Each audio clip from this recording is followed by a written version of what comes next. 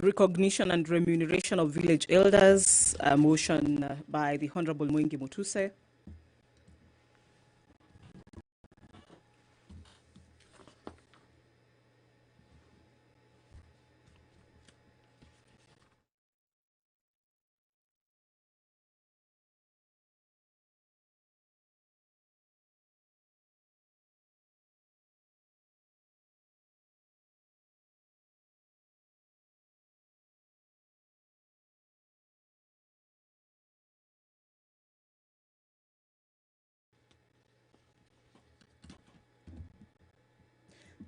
A very good afternoon to you, wherever you are watching us from. You are in time for live proceedings from the National Assembly. It is a Tuesday, the first day of the month of November. The year is 2022, and in a short while, we shall be catching up with members of the National Assembly in this 13th Parliament as they undertake their mandate, which is legislation.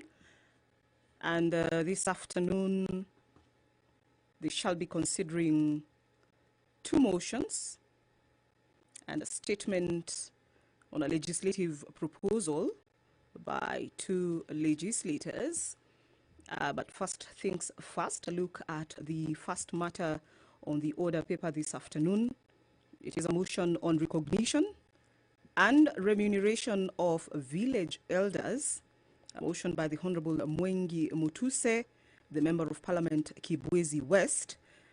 A motion that speaks to the recognition of village elders and that seeks to have them acknowledged by establishing all existing villages as administrative units in accordance with Section 14 of the National Government Coordination Act, number 1, of the year 2013, a motion also which seeks to recruit and remunerate the existing village elders as administrative officers.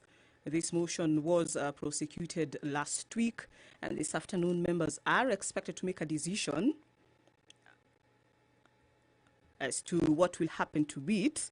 And just the import of it is that villages are not formally recognized as an administrative unit in accordance with Section 14 of the National Government Coordination Act number 1 of 2013, and that village elders, despite offering services to the public and the government, they do not get any sort of stipend, and that it is prudent to ensure that their role in society is appreciated by making their operations formal and spelling out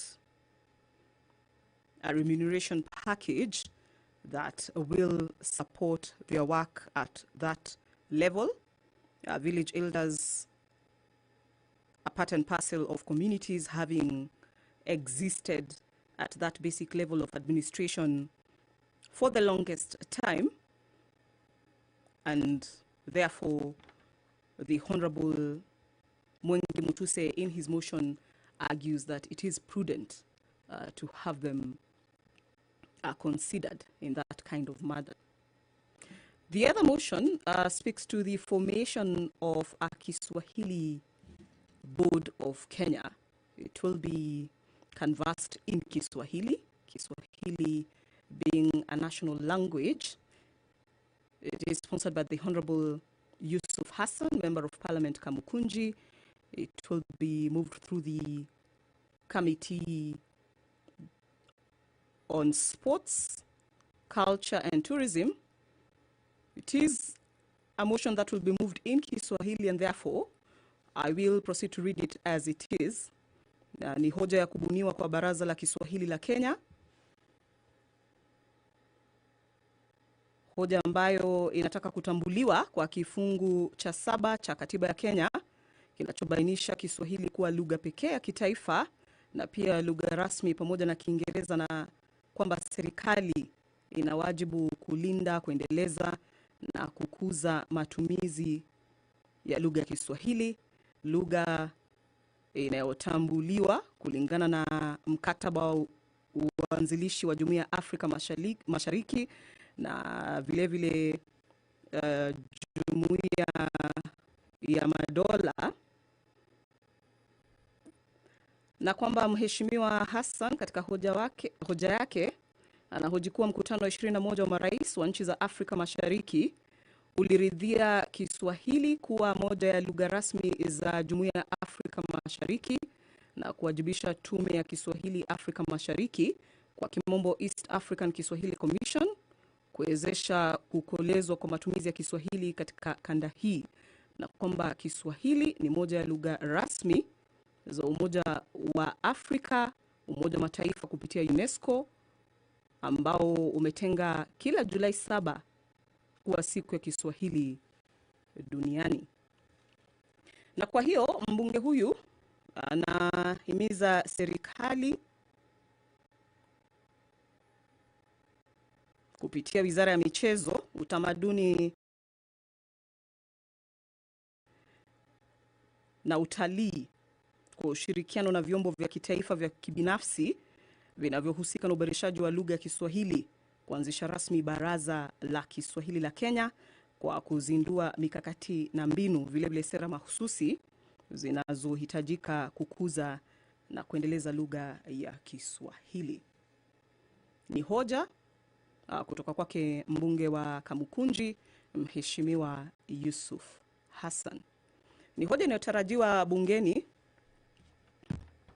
alasiri ya leo, na baada ya hapo the members of the National Assembly will also be considering statements on a legislative proposal to amend the Constitution, and this will be under Standing Order 114.7A. Statements that are proposed by two members of the National Assembly, the Honorable Hishimi Bidenji and the Honorable Stephen Mule, and they seek to amendment of the Constitution to entrench the National Government Constituencies Development Fund, the National Government Affirmative Action Fund, the Senate Oversight Fund, and the Economic Stimulus and Empowerment Fund in the Constitution. A live broadcast brought to you by the Parliamentary Broadcasting Unit in conjunction with the Kenya Broadcasting Corporation, a sitting that will be presided over by the Speaker of the National Assembly, Honorable Moses Wetangula.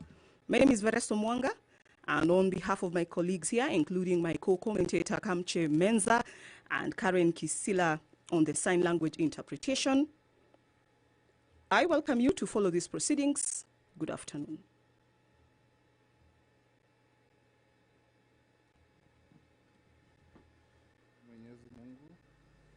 Ambaye kwa hekima na wema wako umeteua nyadhifa za viongozi na mabunge kwa ustawi wa jamii na utawala wa haki ya wanadamu. Tukusihi ututazame kwa neema nyingi sisi watumishi wako ambao umeridhika kutuita ili tutekeleze shughuli muhimu za jamhuri yetu. Tukuomba ututeremshie baraka zako sisi tuliokutanika hapa, na utujalie tuyatende na kufikiria mambo yote yatakayofikishwa mbele yetu kwa njia ya haki na uaminifu, ili utukufu na sifa zako ziendelezwe, na ili kustawisha amani, ufanisi na heri ya nchi yetu na wale ambao haja zao umezikabidhi mikononi mwetu. Amen.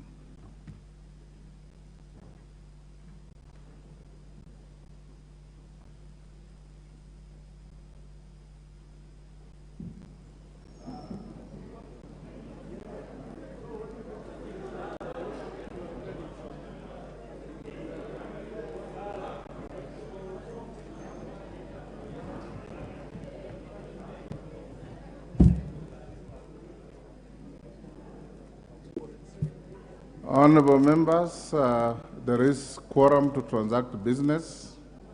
So, clerk.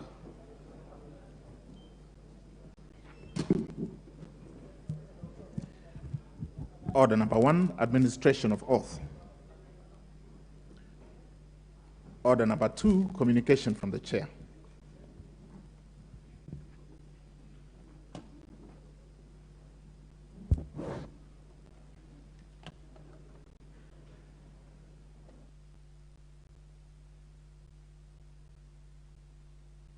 I have two short communications to make.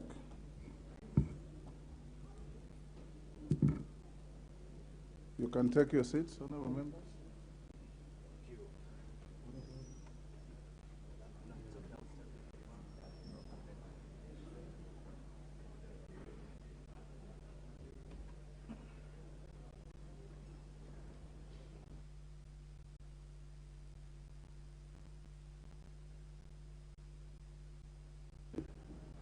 Honorable members,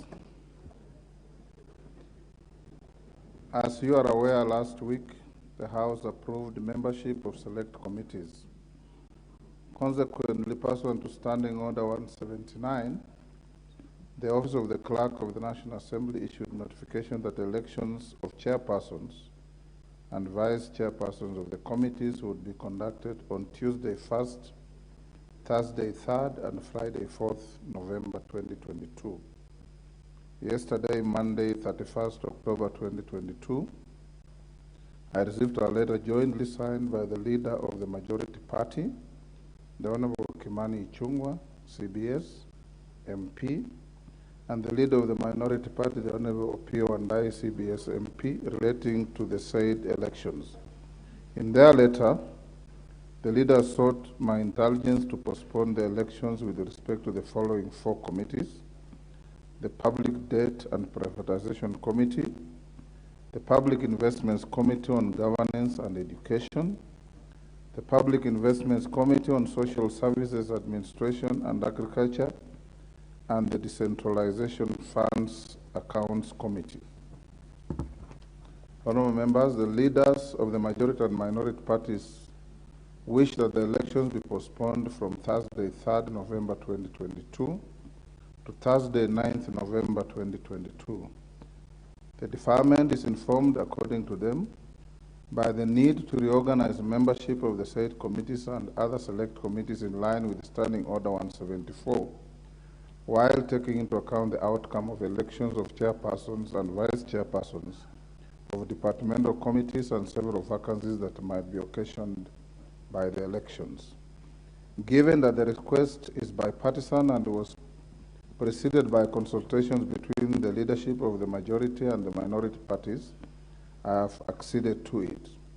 Honorable members, the Committee on Selection has notified me that it will hold a meeting on Monday, 7th November 2022 to reorganize membership of select committees and present the changes to the House on Tuesday, 8th November 2022.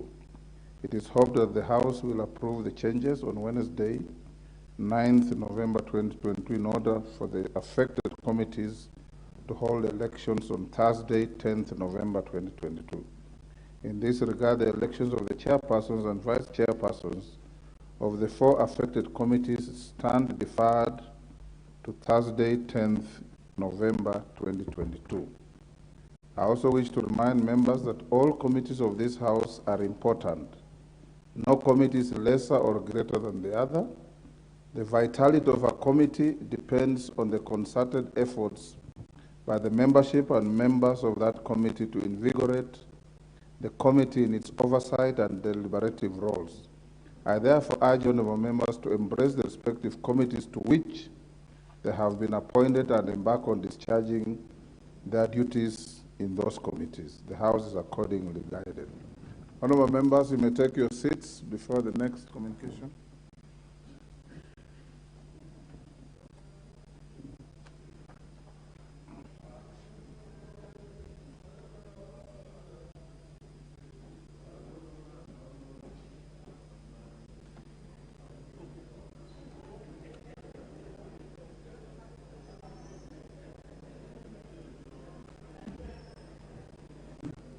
Order, honorable members. Honorable members, the next communication is for the new members. When the speaker is on his feet, you freeze where you are. I see the honorable member walking all the way from the bar, and that is against the standing orders. Honorable members, the next communication relates to the allocation of members' offices in the new office tower, the Bunge Tower. Honorable members, one of the core mandates of the Parliamentary Service Commission, which I chair, is the provision of facilities to ensure the facilities so provided include suitable office accommodation for members. It is in furtherance of this mandate that the Commission embarked on the construction and furnishing of the new office block. The work is nearing completion, and indeed you may recall that during your induction program, the administration had expressed optimism to settle members in the new office block by the end of October 2022. However, this was not possible because contractors required more time to wind up the installation of fittings and to adequately furnish the spaces before handing over the building to the Commission. I'm now reliably informed that the contractors have made commendable progress and soon the building will be ready for occupation.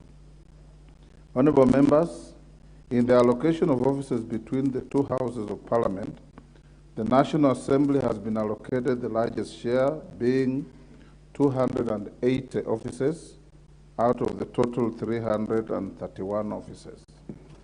In order to ensure that members occupy the offices immediately they are handed over, I've directed the clerk to prepare a schedule of allocation of the 280 offices, being the equitable share of offices apportioned to the National Assembly in the new office tower. Regrettably, about 63 members of this House will not be accommodated in the new office block. Honorable members, allocation of the available offices will observe the following priority. A, first allocation will be made to the leadership of the House, comprising the deputy party whips, members of the Speaker's panel, chairpersons of committees, and vice chairpersons of committees. B, all members serving for the second or further term in Parliament and members with disability will be accommodated at the new office tower. C, members serving the first term in Parliament will be allocated the remaining offices.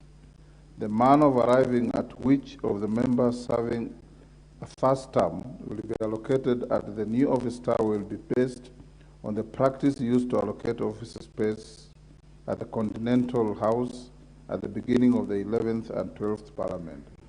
That is by way of ballot. Honorable members, I note that part of the election of chairpersons and vice chairpersons will be concluded by Friday, 4th November 2022. In this regard, therefore, I have directed the clerk to carry out the allocation next week from Monday, 7th November 2022. With respect to the balloting for offices by first-term members, I've directed the clerk to undertake the exercise on Wednesday, 9th November 2022, in the members' lounge from 10 a.m. to 6 p.m. I hasten to assure the members who will not be accommodated in the new block that they will be allocated appropriate offices in other existing parliamentary buildings. The House is accordingly guided.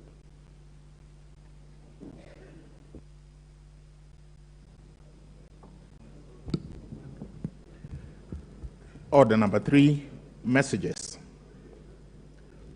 Order number 4, petitions. Order number 5, papers.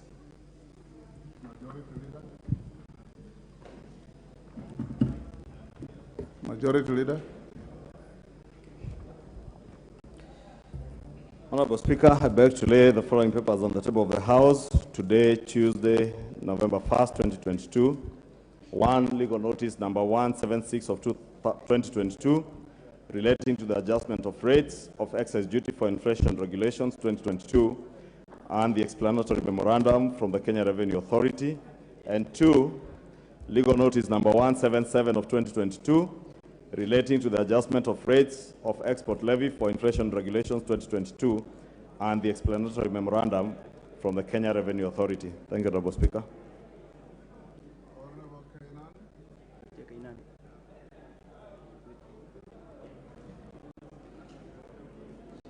Thank you, Mr. Speaker. Mr. Speaker, I beg to lay the following paper on the table of the House today, Tuesday, 1st November 2022, the report of the Parliamentary Service Commission on the recruitment of the Clerk of the National Assembly.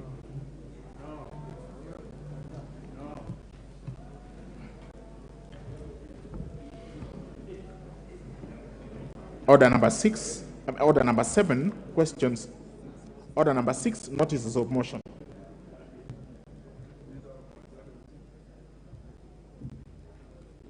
Majority Leader.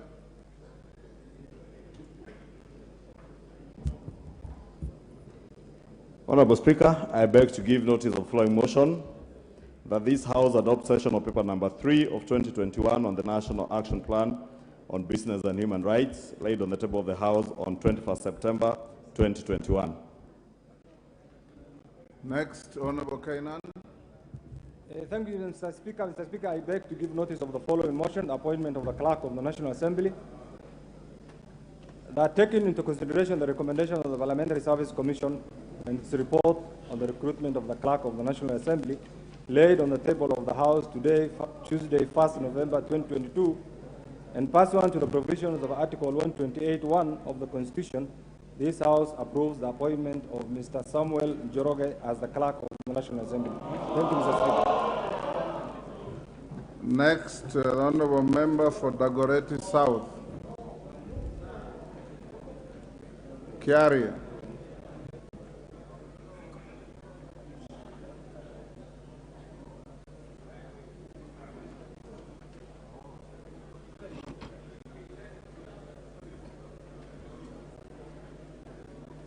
KJ.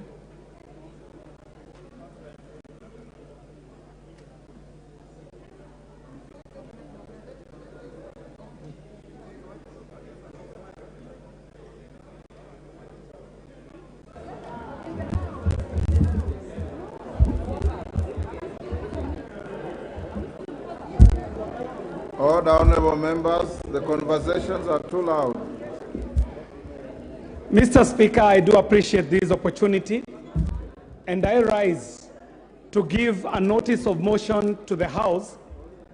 And the motion that I wish to give a notice for is on the policy on tree planting and beautification along our nation's road network.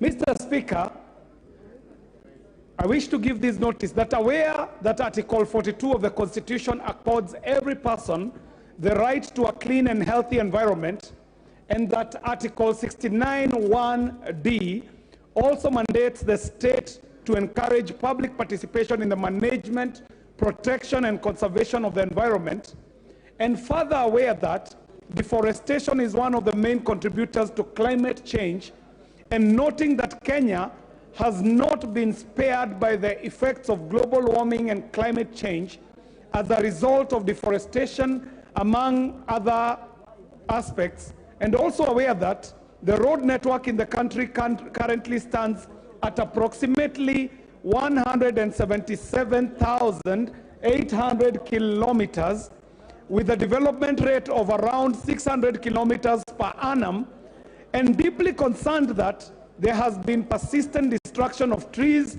and vegetation along road reserves and roadsides during road constructions, leading to adverse effects on the ecosystem, and cognizant that studies that have shown that the benefits accumulated from roadside tree planting include better soil formation due to shedding of dead leaves, increased water quality by reducing the sediment flow, reduced erosion, road beautification, full flood control as the trees slow and absorb water runoff, wind breaking, providing important pollinator habitats, improving people's health, and protecting crops. Now, therefore, this House resolves that the government introduces a component of tree planting in all road network designs, and also makes it compulsory for road contractors to replace any tree harvested during road construction upon completion of the project. Mr. Speaker, I do give notice of this motion, and I look forward to greater support from members of this House when the motion comes up for debate. Thank you very much, Mr. Speaker. And I want to plead I want to plead with you, Mr. Speaker, for the benefit of the next speaker, to kindly call this House to order, because the consultation is at a very high decibels. I can hardly hear myself as I'm moving the notice for this motion. Thank you very much, Mr. Speaker. Order, honorable members, order. Can we have our conversations in lower tones than we are doing now? It's the whip. It's the whip. Next. Call the whip to order. Next order. Order number 7, questions and statements.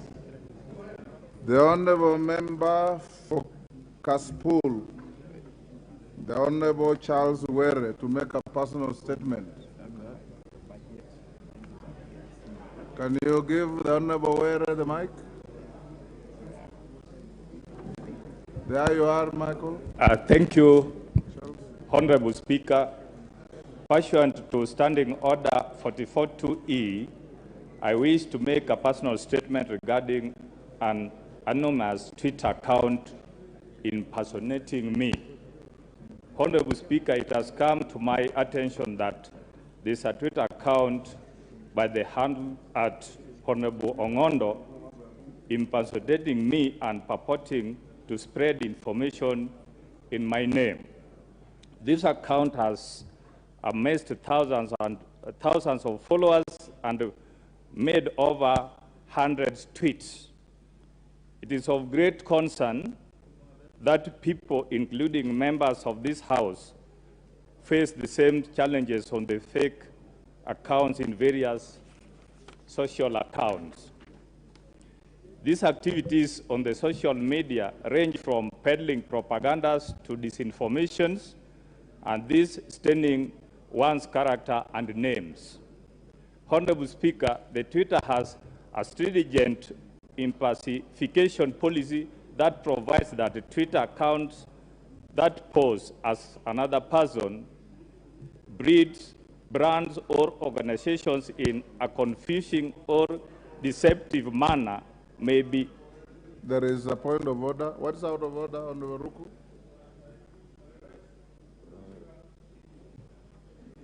Mr. Speaker, I rise on starting on the 106, whether what the member is rising to on the floor of the House, whether it is irrelevant. It is completely irrelevant matter to be tabled in this House. It is.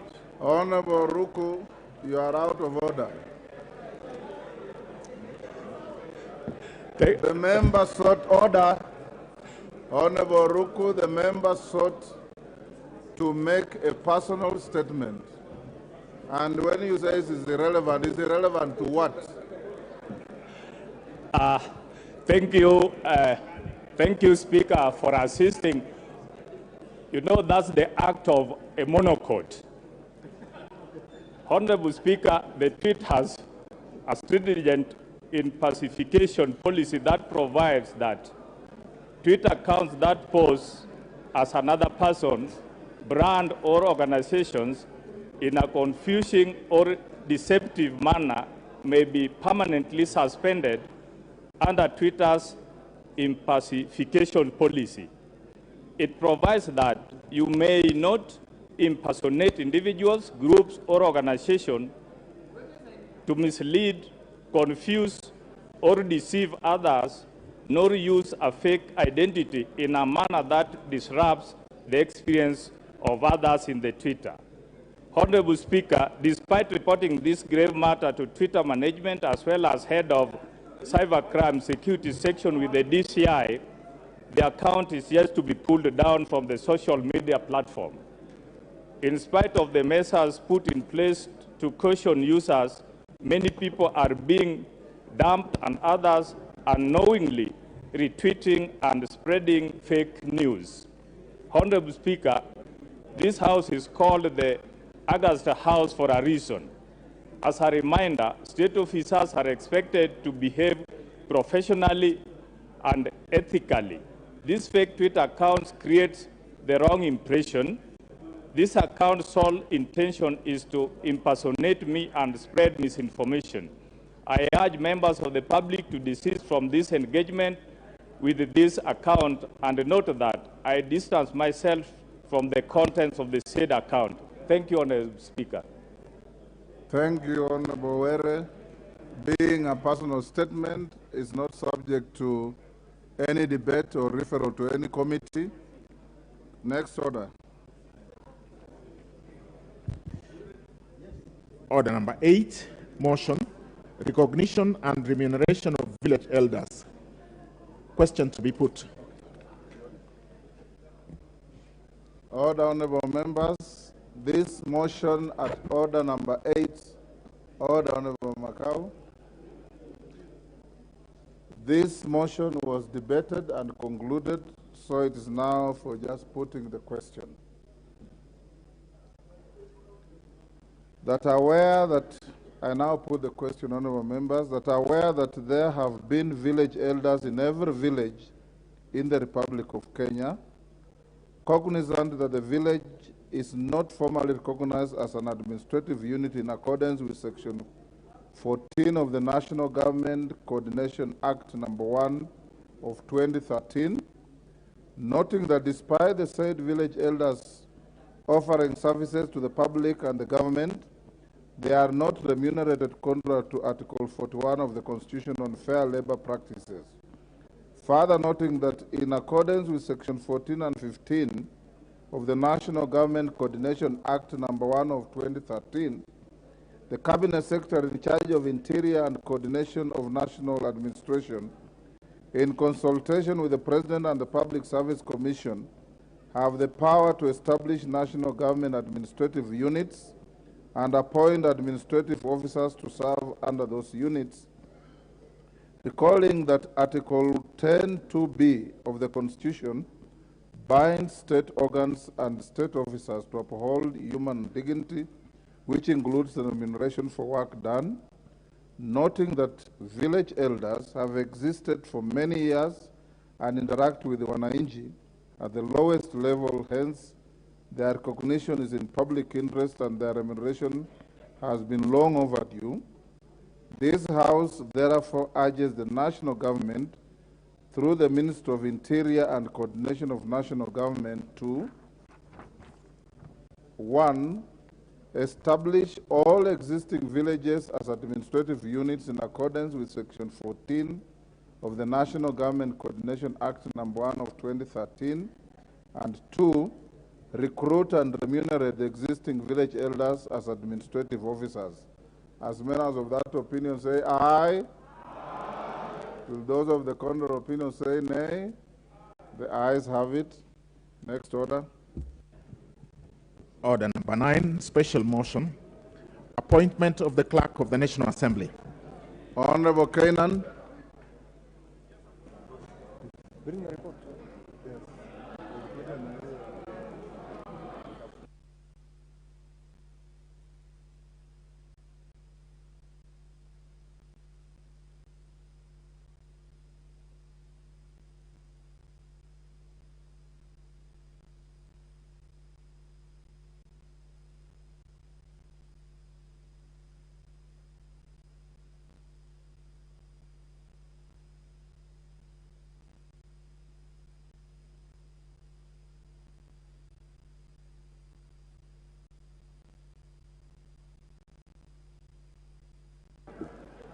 Order, honorable members. Order.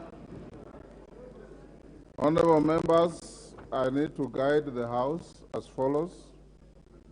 The motion, the special motion at order number 9 will be debated for 1 hour.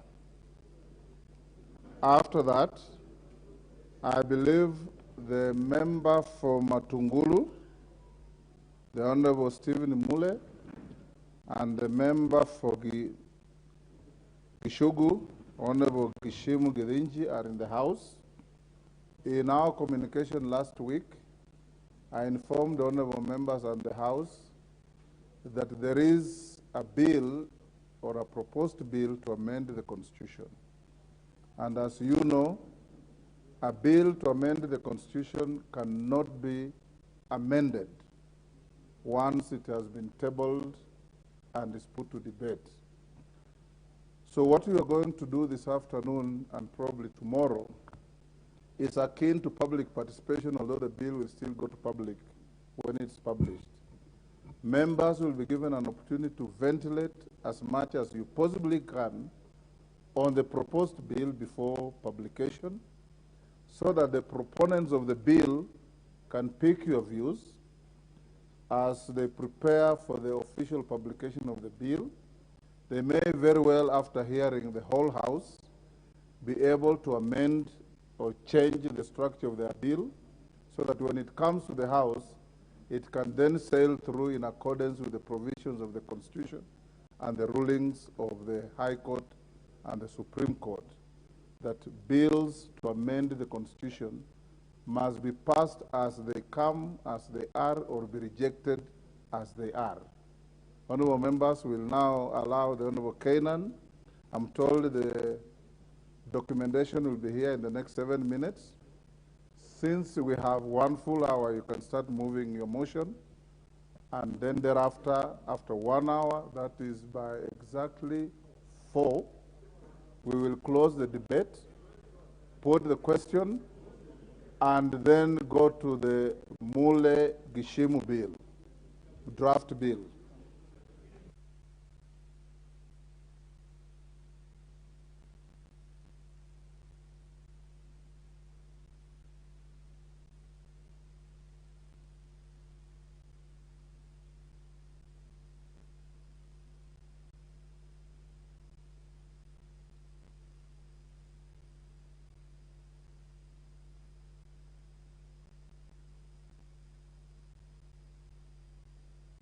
Order, Honorable Canaan, as you put your papers in order, honorable members, I wish.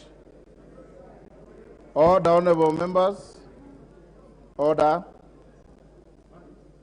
Honorable members, I wish to introduce to you a delegation of members of the County Assembly's Forum who are seated in the Speaker's Gallery. The delegation comprises 1, the Honorable Chege Mwaura, Governing Council member from Nairobi. The Honorable Harrison Mutie, Governing Council member from Makueni. The Honorable Grace Sundukwa, Governing Council member from Bungoma. The Honorable Susan Okwiri, Governing Council member from Siaya. The Honorable Lucy Njeri, Governing Council member from Kirinyaga.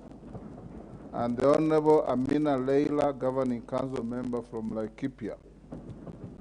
The honorable members are accompanied by Augustine Munene, Program Officer and Secretary to the delegation. Honorable members, the delegation is in the National Assembly to attend the House proceedings on the deliberations on inclusion of National Government Constituency Development Fund, the National Government Affirmative Action Fund, the Senate Oversight Fund, and the Economic Stimulus and Empowerment Fund in the Constitution. Honorable members, on my own behalf and that of the National Assembly, I wish to welcome them to the House of Parliament. Thank you. Kainan.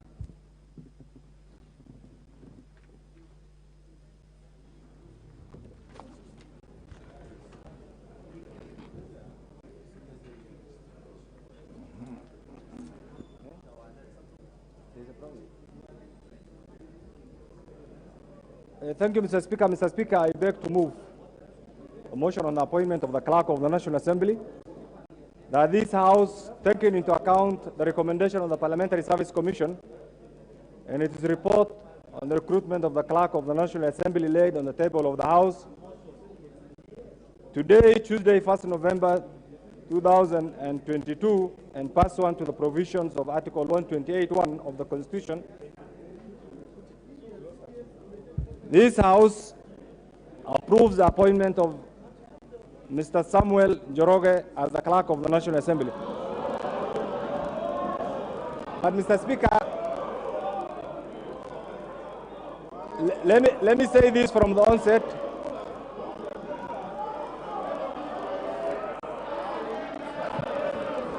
Order, honorable members. Order. Order, honorable members. Honorable members, order. This is a motion that is squarely in your hands. You don't defeat or approve a motion by speaking or shouting loudly. You defeat or approve a motion through your vote.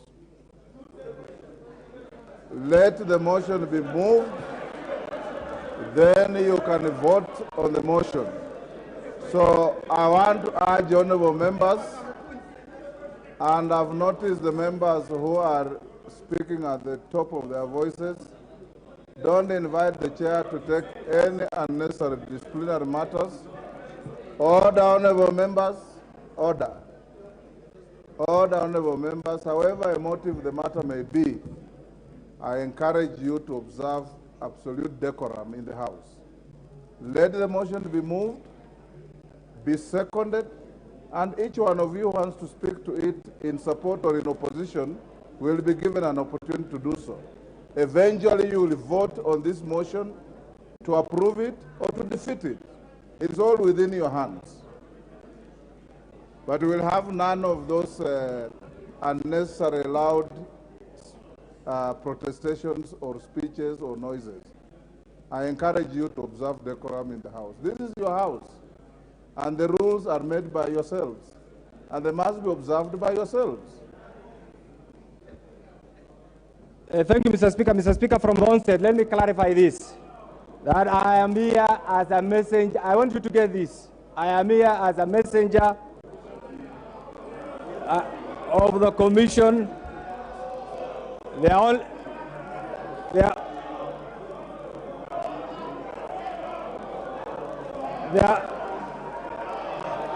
other person who will have moved is the Speaker.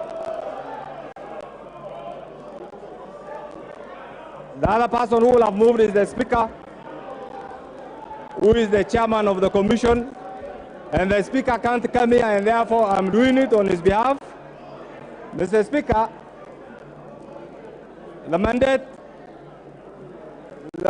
of the Parliamentary Service Commission, Mr. Speaker, pursuant to Article 127(1) of the Constitution, among others, is to provide services and facilities to the members and staff for the efficient and effective running of Parliament, Mr. Speaker. Mr. Speaker, Article 127 of the Constitution, 6, provides the mandate of the Commission as providing services and facilities to ensure the efficient and effective functioning of Parliament, B, constituting office in the parliamentary service and appointing and supervising office holders, C, preparing annual estimates of expenditure of the parliamentary service and submitting them to the National Assembly for approval and exercising budgetary control over the service. D, Mr. Speaker, undertaking singly or jointly with other relevant organizations. Order, honorable members. Order, honorable Kainan. Order. Order, honorable members. Order. Will the honorable members on their feet take their seats? Order, honorable members. Order. We shall hear the honorable Kainan in silence.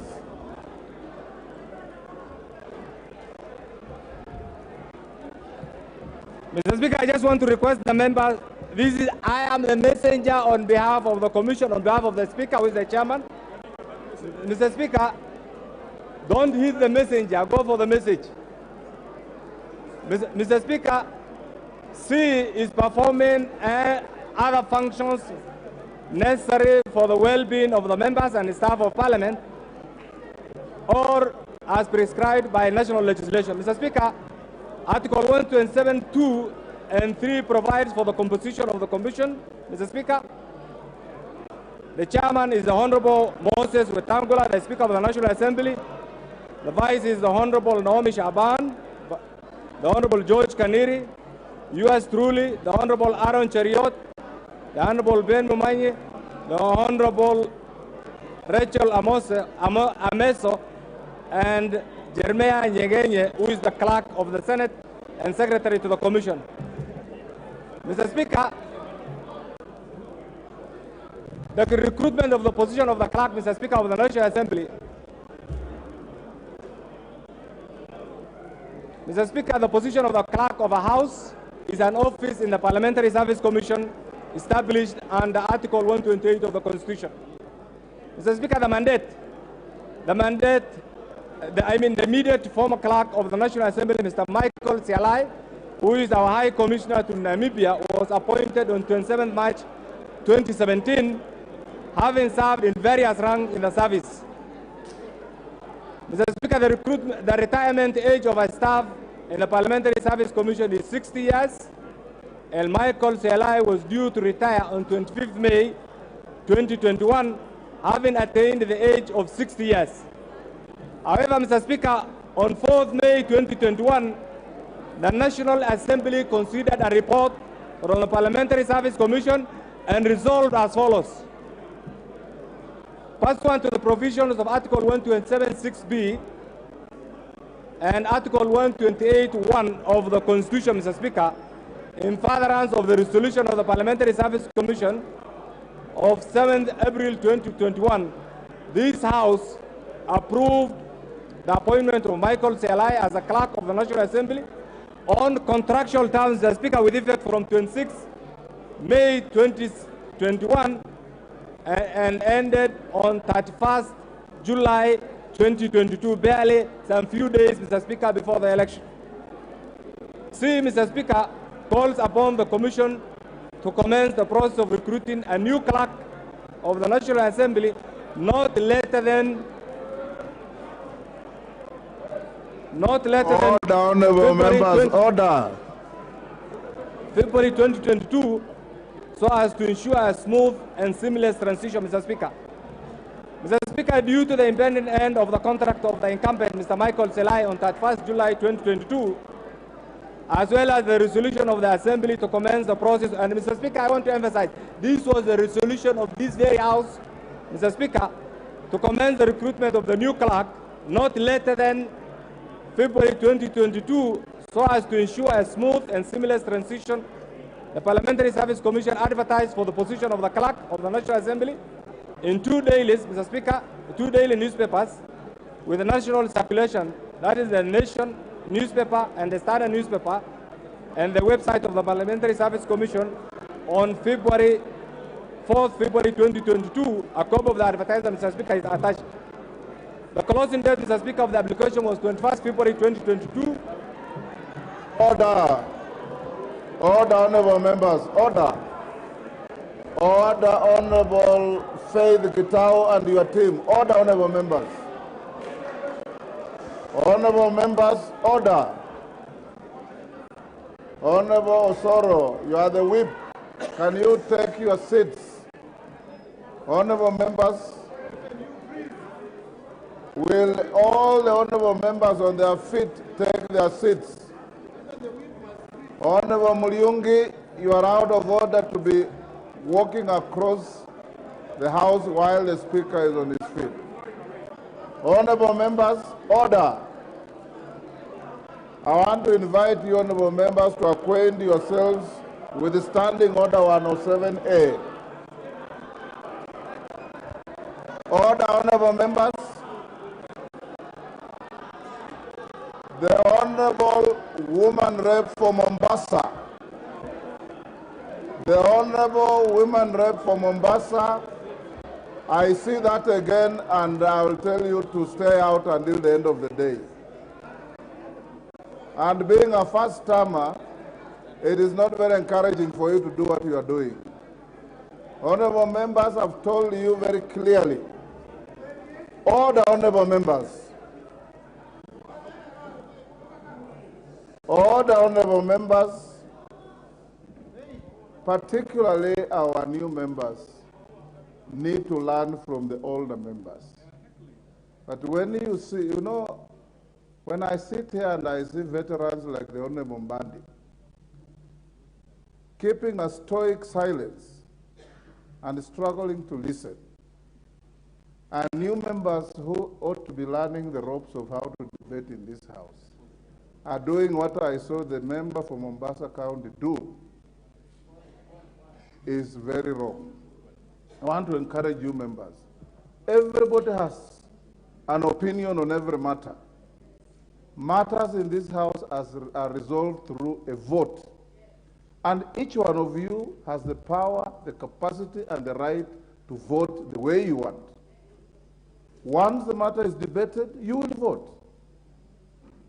The majority will always have their way, the minority must have their say. But we are not going to have a market situation being brought to this house. I want to encourage you, and as your speaker, I would want to exercise at Standing Order 107A as a last resort. I've been in this house for many, many years. I have never been sent out even for a minute. And I want to encourage you members to watch the conduct of the veterans, like John Bad here, whom have been in this house for many, many years. He has normally got very strong opinions, but he restrains them because he knows his power lies in his vote. And I want all of us to be like that. Thank you, Mr. Speaker. Mr. Speaker, the terms of service and requirements for the position of the Clerk of the National Assembly, Mr. Speaker, the advertisement indicated that the applications were invited from energetic and result-oriented individuals, Mr. Speaker, interested in serving the position of the Clerk of the National Assembly, Mr. Speaker, at PSC Scale 17 in the parliamentary service for a term of 5 years with eligibility for reappointment, Mr. Speaker, for one term of another 5 years, which means this position is a contractual. 5 years, you do well, you can be reappointed for another 5 years, Mr. Speaker. Mr. Speaker, the duties and responsibilities. Mr. Speaker, I want to say this. Having been around for many years, Mr. Speaker, in this particular parliament, we should count ourselves lucky because once upon a time, this particular process we are about to undertake, Mr. Speaker, used to be the pre-serve of the Parliament of the Public Service Commission, Mr. Speaker, and I know me and you, we have been here for many years. We used to have and benefit from the services of special DOs who used to be seconded to this parliament as clerks. Luckily today, the power of appointing your clerk lies with you. This is why at the end of this process, you will exercise your right as a member of parliament, either support or reject, and please exercise that when the time comes, Mr. Speaker. Mr. Speaker, the duties and responsibilities of the clerk, Mr. Speaker, the administrative function is the day-to-day management and the functioning of the National Assembly. 2, the execution of the Commission's decision relating to the National Assembly. Mr. Speaker, because we have a bicameral house, we have the Senate, we have the National Assembly, and we have a joint service, Mr. Speaker, and therefore the work of this particular clerk will be to manage all issues relating to the National Assembly, Mr. Speaker. 3, the overall management of the staff of the National Assembly, Mr. Speaker, pursuant to Article 128(2) of the Constitution, Mr. Speaker. Among these issues, actually, Mr. Speaker, includes the appointments, promotions, and discipline of staff of the National Assembly. 2, assignment of duties, supervision, and training of staff of the National Assembly. 3, deployment of staff, Mr. Speaker, of the respective clerks to serve in any of the areas in Parliament, Mr. Speaker. 4, preparation and submission of the programs necessary for the achievement of the mandate of the Commission. And 5, performing any other duty as may be assigned, Mr. Speaker. Mr. Speaker, the procedural functions, rendering expertise and non-partisan and impartial advice to the members of Parliament, members of the National Assembly, on legislative process and parliamentary procedures and practice, Mr. Speaker. That is another core function of the clerk, Mr. Speaker. Also carrying out such other duties and exercising powers as may be conferred on him or her by law or by the standing orders and practice of the National Assembly, Mr. Speaker. Mr. Speaker, requirements for one to be a clerk: one had to be a citizen of the Republic of Kenya, one had to hold a degree from a recognized university in Kenya, one at least must have a 10 years experience, one must have demonstrated flair and good understanding of the parliamentary practice, and 5, meets the requirements of the Leadership Integrity Act as prescribed under Chapter 6 of the Constitution, Mr. Speaker. Mr. Speaker, the advertisement further required application must include cover letters from institutions like the Ethics and Anti-Corruption the Directorate of CID, Kenya Revenue Authority, the Credit Reference Bureau, the Higher Education Loans Board, Mr. Speaker, and the applicants and the applications were to be addressed to the Secretary of the Commission, Mr. Speaker. Mr. Speaker, and delivered during the office hours to the head of the Commission Secretariat, Mr. Speaker. Mr. Speaker, as a result of this advert, over 48 Kenyans, Mr. Speaker, applied for this particular position. And Mr. Speaker, through the shortlisting, 4 individuals were shortlisted, Mr. Speaker. The first was Samuel Josephat Njoroge. 2 was Muhammad Ali Muhammad. 3 was Eunice Wanjiku Gichangi, and 4 was Sarah Kioko. Mr. Speaker, the publication of the long list and the short list and the interview notice was also given. And finally, Mr. Speaker, the Commission carried out oral interviews. And out of these oral interviews, Mr. Speaker,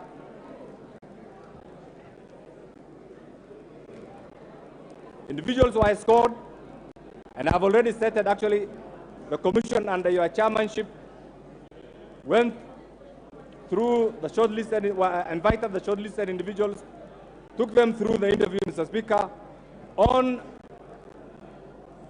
the following methodology for assessment, Mr. Speaker. The first one was academic qualifications. The second was technical proficiency. The third was leadership and administrative experience. The fourth was general knowledge and current affairs. And the fifth, presentation skills and demeanor. And Mr. Speaker, out of this,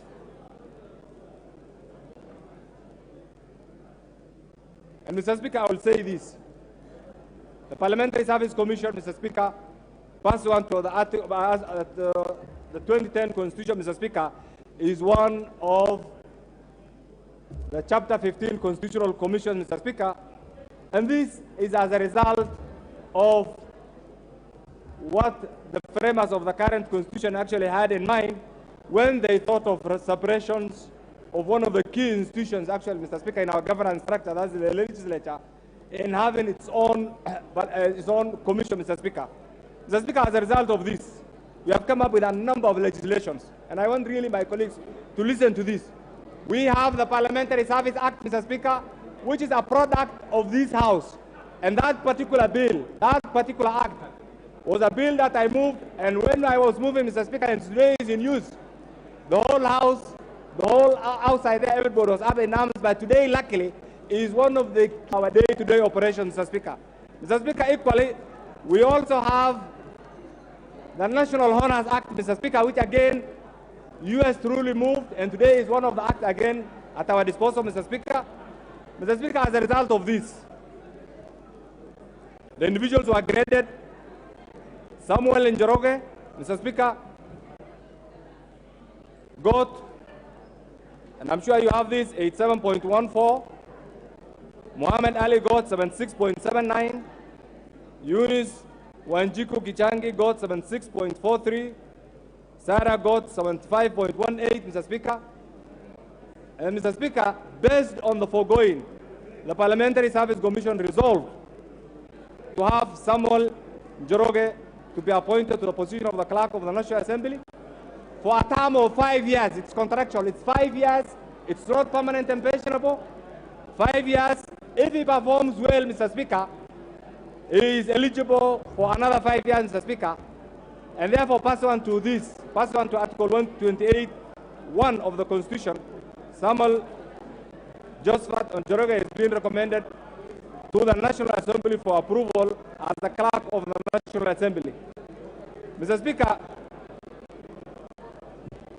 the question is, what happens? The person who was holding this office... Order, Honorable Kainan, there's a point of order from the Honorable Makali Mulu. Yes, Honorable Makali. Thank you, Honorable Speaker. Honorable Speaker, we are discussing a very important report, and we've not seen this report, Honorable Speaker.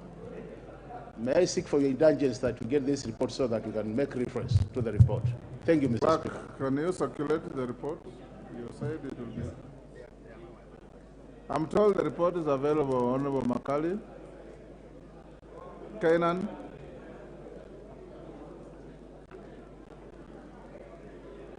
Mr. Speaker, at the time of this, if you look at the structure, Mr. Speaker, of the Parliamentary Service Commission, I mean the structure of Parliament, Mr. Speaker, as a bicameral house, the Senate has its own clerk.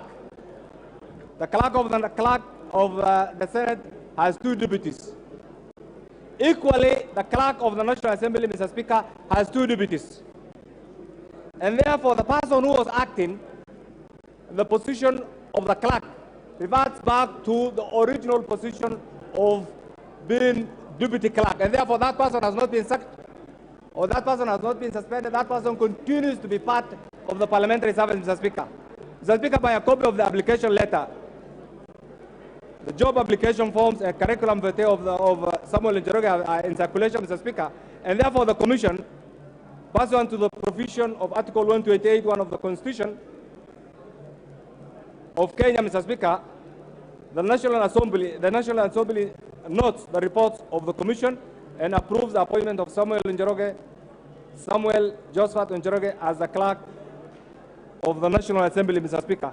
Mr. Speaker, this report is signed by none other than the Right Honorable Senator Moses Wetangula, EGH MP, Speaker of the National Assembly, and Chairman of the Commission, Mr. Speaker. But Mr. Speaker, before I move this, I really want to appeal to the members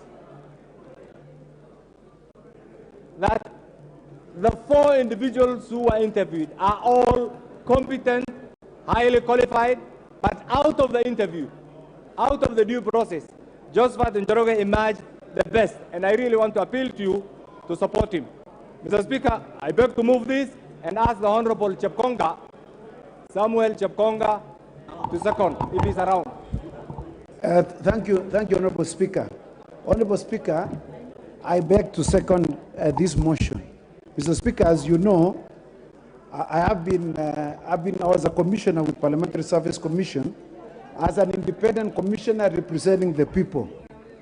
This process, Mr. Speaker, of recruitment of the clerk of the National Assembly was begun during my tenure before I resigned to go and compete to become the Member of Parliament for Amakhuwa constituency.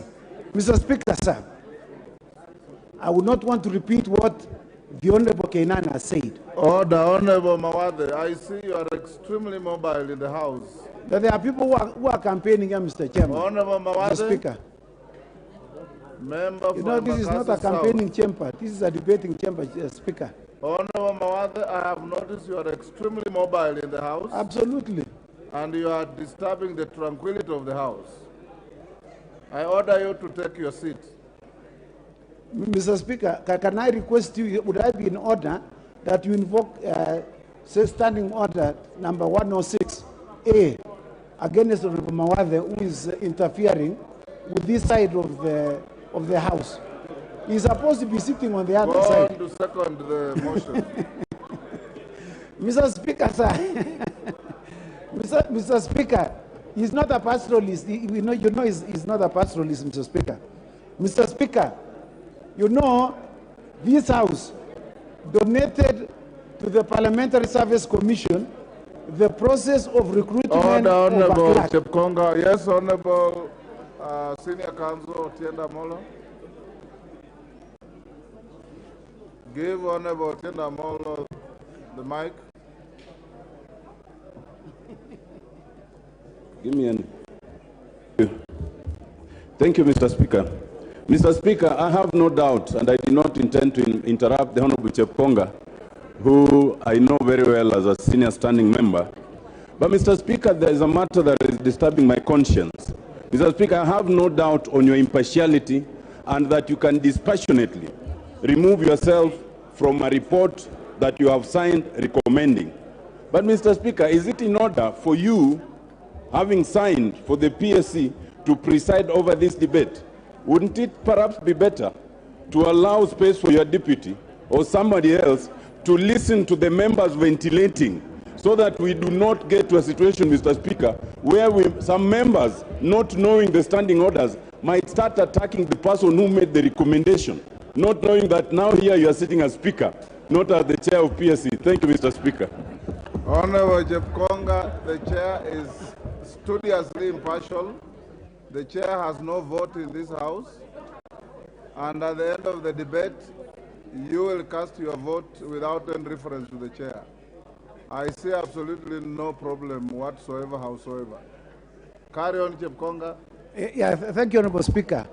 I know, you know, the Honorable Tienda Molo, Mr. Speaker, was the chairman of the Ombudsman. So, you know, he's been dealing with issues of conflict of interest. There's no conflict of interest here, Mr. Speaker. You are the chairman of Parliamentary Service Commission. You are the Speaker of this House. And you have a right to preside over this House. As long as the Constitution has donated that power to you, we cannot impeach you, Mr. Speaker. Mr. Speaker, you know, Article 27 of the Constitution provides that women and men have the right to equal treatment, including the right to equal opportunities in political, economic, cultural, and social spheres, Mr. Speaker. Mr. Njoroge, who has been proposed here, Mr. Speaker, has the right to participate in this particular process. Mr. Speaker, Article 232 of the Constitution, which has not been mentioned in this report, which is extremely very important, Mr. Speaker, and I wish to refer to it. Article 232 of the Constitution, paragraph G, states as follows, Mr. Speaker. Subject to paragraphs H and I, fair competition and merit as the basis of appointments and promotion, Mr. Speaker, in the public service. The only way you can have merit and competition exercised in this House, Mr. Speaker, is what you have done. You have graded people, you have given them marks. Mr. Speaker, however much we may disagree with the manner in which you have conducted it, Mr. Speaker, it is your exclusive preserve to have done it in the manner in which you did, which is in accordance with the law and in accordance with the Constitution. So, Mr. Speaker, as far as I'm concerned, and being a former commissioner, this is something that we used to do. We did it in the past. We brought this to the House. The House has approved because they have respected that members of this House were donated to the Parliamentary Service Commission to conduct that work. Just like, Mr. Speaker, we are sitting in this House on behalf of the 50 million Kenyans who are outside there. All of them deserve to be here, Mr. Speaker, sir. The reason why we are here, we were elected. The reason why you sit in the Parliamentary Service Commission, Mr. Speaker, including the Honorable Kenan, they were elected in this House. There is nothing untoward which they have done so that we can impeach the report, Mr. Speaker, sir. We can totally disagree with what they have done, but we must respect the product of the resolution of the Commission, Mr. Speaker. Unless somebody has anything that borders on fraud, borders on conspiracy, borders on collusion. But as far as we are concerned, Mr. Speaker, speaking as a lawyer myself, we follow the law. The law has given you the power, has donated the power to you from these members. You have conducted an interview. You have given us the product of an interview, Mr. Speaker. And we are here to approve that particular product, Mr. Speaker. We may disagree. We may disagree with whether it should have been red, it should have been green, should have been yellow. That is preference, Mr. Speaker. That has nothing to do with the law. We may not like the law, but we must follow the law because we believe in the rule of law, Mr. Speaker, sir. And everybody has a right to be heard. In fact, Mr. Speaker, you've made a very good ruling, except that some people are still campaigning here, Mr. Speaker. You know, they are not listening and they would want to vote. It is important they listen to what the law says.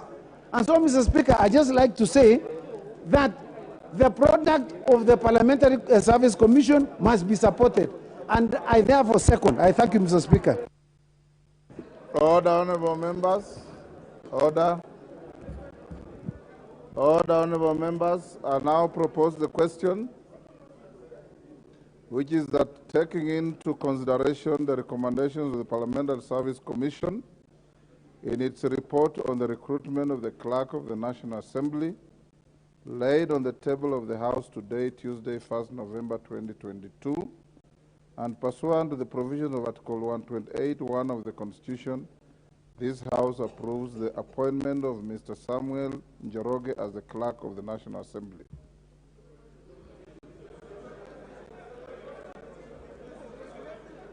Is that what you want? Do I put the question? Yes. Will as many of the opinion that I put the question say aye? Aye. Will those who prefer to have a debate say nay? Nay. Now the ayes have it. I now put the question. Order, honorable members. I now put the question that taking into consideration the recommendations of the Parliamentary Service Commission in its report on the recruitment of the Clerk of the National Assembly, laid on the table of the House today, Tuesday, 1st November 2022, and pursuant to the provisions of Article 128(1) of the Constitution, this House approves the appointment of Mr. Samuel Njoroge as the Clerk of the National Assembly. As members of that opinion say aye. Aye. As members of the contrary opinion say nay.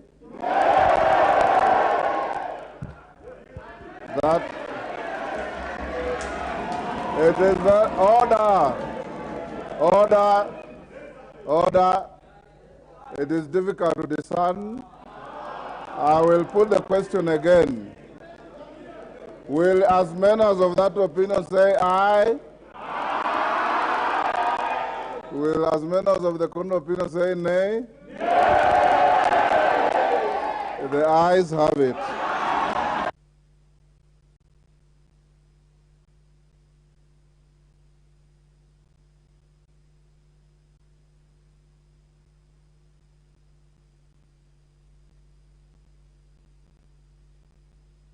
Order, honorable members, order. You don't have to continue standing. You have the requisite number to have a division. Order. You have enough numbers to have a division. So we'll have a roll call vote. You may take your seats. You may take your seats. Order, honorable members. Order. We will have an electronic voting. You all have your cards. Log in, and you will, in how many minutes?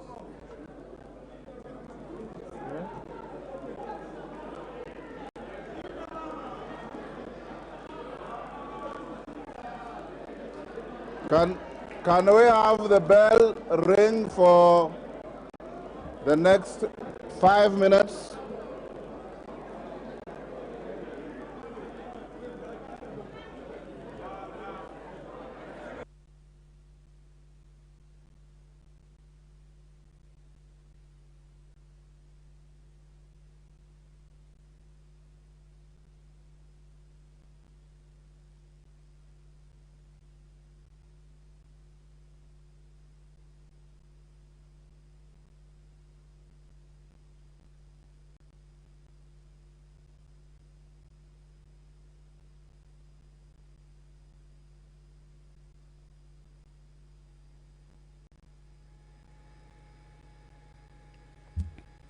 Well, the Speaker of the National Assembly, Honorable Moses Wetangula, has just ordered that the bell be rung. This is the division bell. It will be rung for 5 minutes.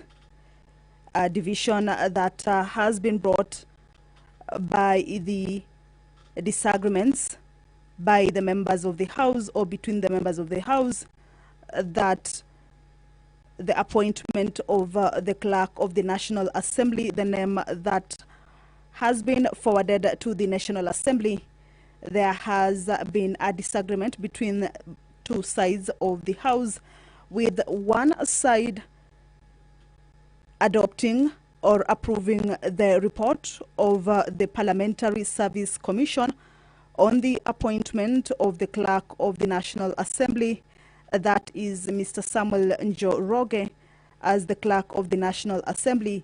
This is a report that has been tabled on the floor of the House this afternoon by a member of the Parliamentary Service Commission, that was Eldas MP Adan Kainan.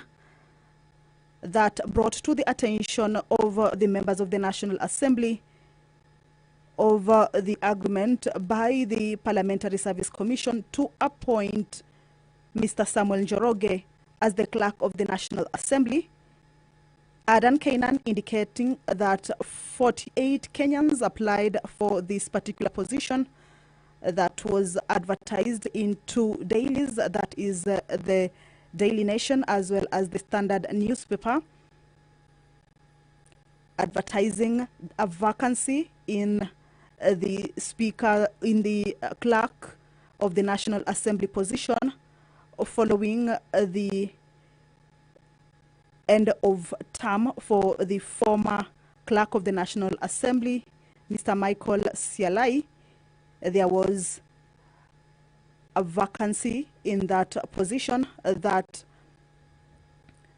Deputy Speaker of the National Assembly, Sarah Kioko, was in an acting capacity before the elections, during the swearing-in, and even after the elections. But as per the standing orders of the House, that particular position has to be filled before February next year, or 2023, and that the process of filling that particular position has been on for a while, starting with the advertisement and the short listing. And here, the member for the Parliamentary Service Commission, Honorable Adan Kainan, who presented the report of the Parliamentary Service Commission on the appointment of the clerk of the National Assembly, indicated that only 4 out of the 48 Kenyans who applied for this particular position were able to be shortlisted. 4 individuals who had applied for this particular position were shortlisted, including the name of acting clerk Sarah Kioko, as well. Order, honorable members, you may take your seats. Order, honorable members. Honorable members. Honorable Wanjiku Muya, take your seat.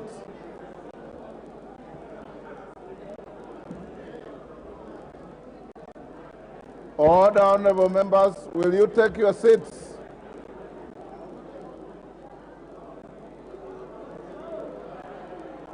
Order. Order.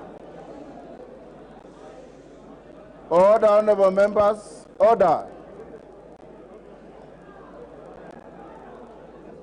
Honorable members, take your seats. Honorable members, take your seats. Order, honorable members. I have received a representation from the majority and minority leaders, to which I've acceded to, that we take a roll call vote under Standing Order 73. And I order that we take a roll call vote. Clerk, be ready to start. And honorable members who are on their feet, can you take your seats?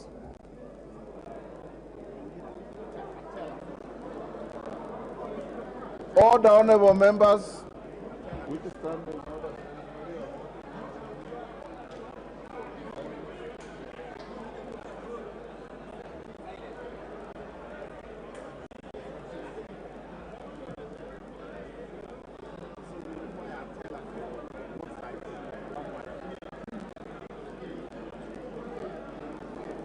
Order, honorable members.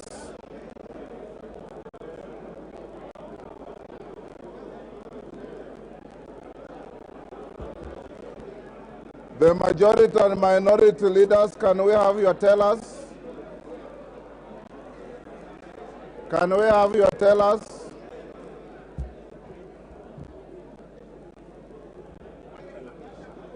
Yeah.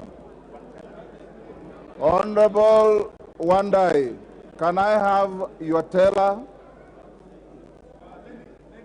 Honorable Ichungwa, can I have a teller? Honorable? Honorable Mbui.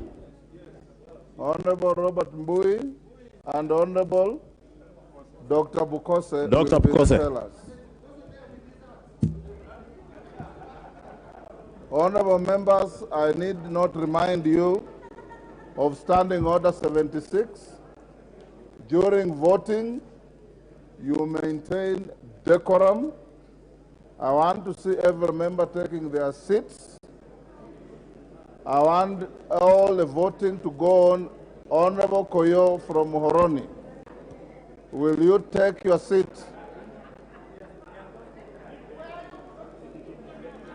I'll give you a minute to cross and take your seat.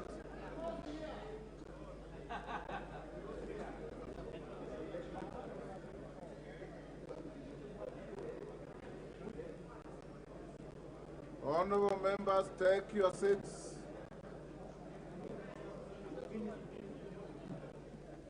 Honorable Koyo, get your seat, please.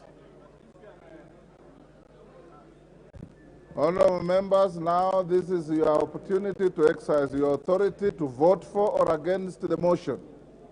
And I want you to do that with absolute decorum. We limit our conversations until the vote is over. No movement across the aisle or within the sides of the House until the voting is over. That's what your standing orders say. So we have the tellers, the Honorable Robert Mbui for the nays, the Honorable Robert Bukose for the ayes. Clerk, you may start. And if any member continues to defy the direction, we might cite you as being grossly out of order and disorderly.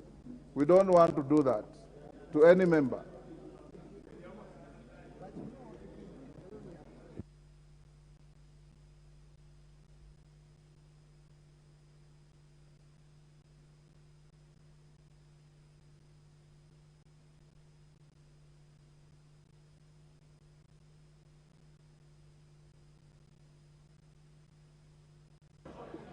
Order, clerk, you.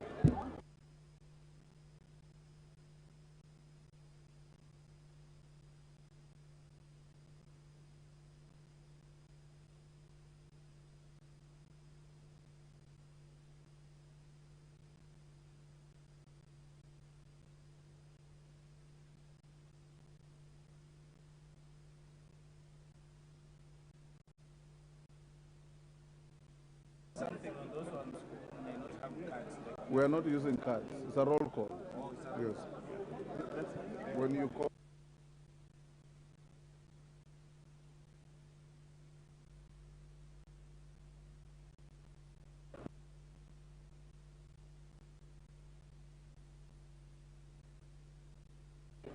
Sergeant, you can draw the bar. And honorable members, you are going to vote in the following manner. When your name is called, you walk to the clerk here and record your vote by signing against your name. Then you go back to sit. That is the advice I've been given by the clerk. Yes. Is that so? Yes. Honorable Mawade, you are not a teller. Will you take your seat?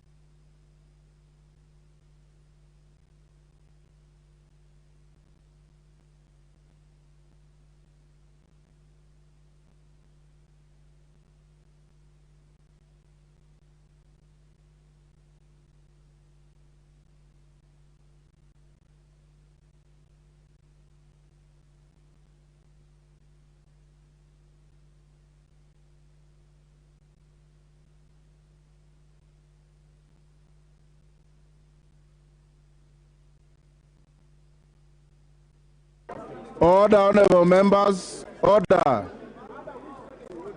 Order, honorable members. When your name is called, you come to the tellers here, and you'll have a tick against your name, and you go back to sit and wait for the results. Clerk, can we start?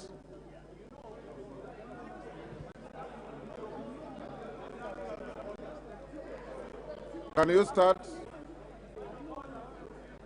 Order, Honorable. Get me the mic. Honorable Nyikal, may you take your seat, please? Chepkonga Kiprono Samuel. May you take your seat? Chepkonga Kiprono Samuel. Yes, tumeanza. The voting is going on. You have given us tellers, Robert Mbui and Robert Bukose. Can the rest of the members sit until you are called? There cannot be a point of order in the process of voting. Members, look at your standing orders. Yeah. To approve the report. Okay. Tick. Yes. Langat Benjamin Kipkurui. Langat Benjamin Kipkurui.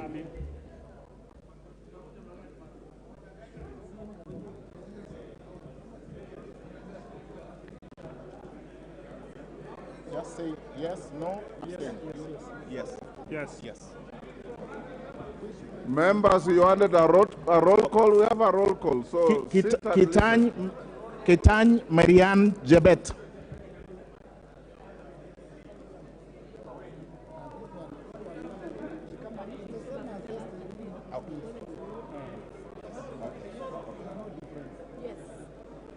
Yes. Okay. Atandi Samuel Onunga.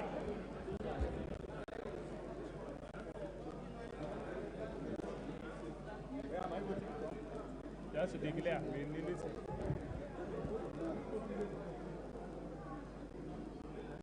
You are voting? He has not said. No, I must see. Owino John Walter.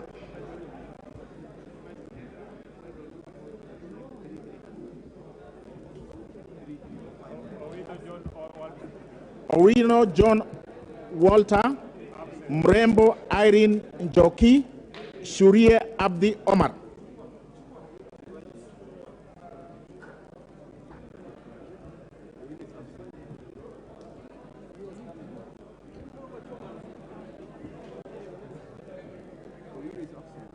Shuria, come and report person.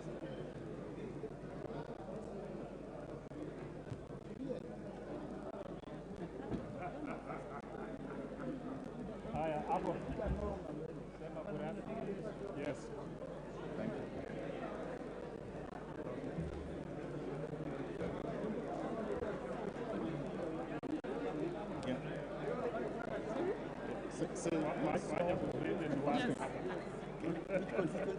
Yeah. Mrembo. Bahati. Shuria Abdi Omar. Hassan Kulo Maalim. Sergon Florence Jematia.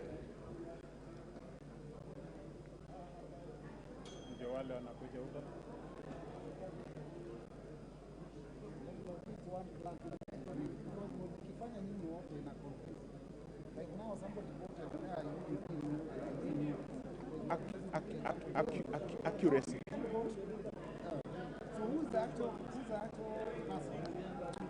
You can call order, honorable members. You can call up to 5 members at a go.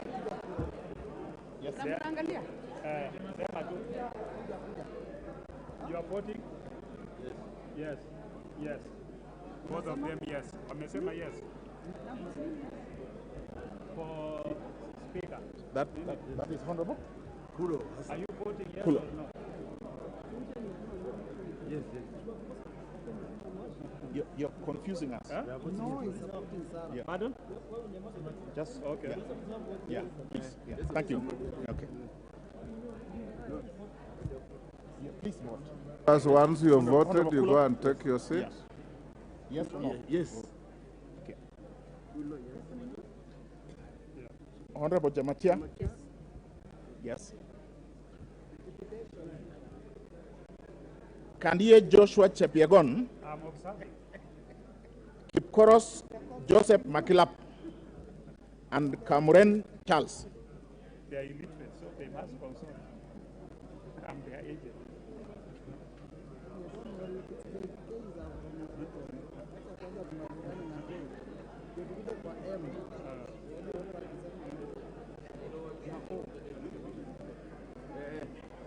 Wapi kandia?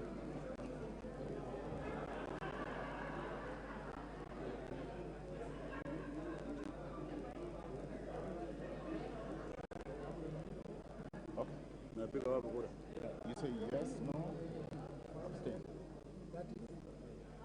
Yes. I support the report.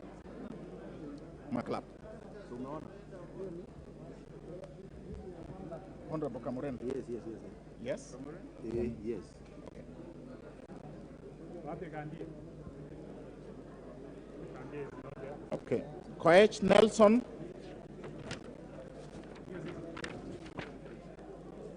Momanyi Innocent Obiri. Yes. And Barongo Nolfason Obadia. Covered.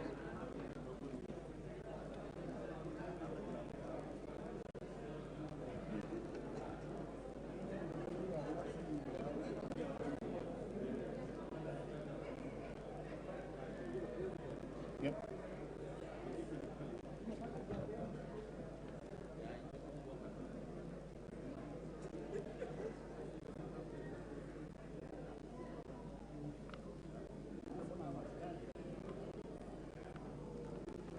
That was funny. Momanyi Innocent Obiri.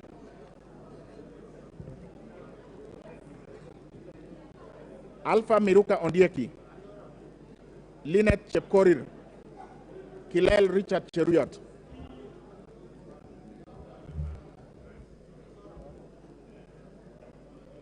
Linet Chepkorir. Kilel Richard Cheruyot. Yegon Richard Kikemoy.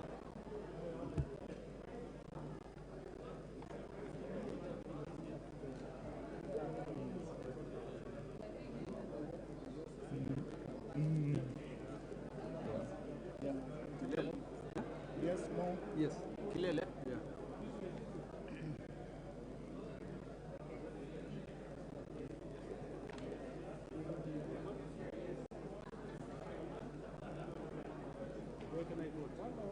Yes, no. Abstain?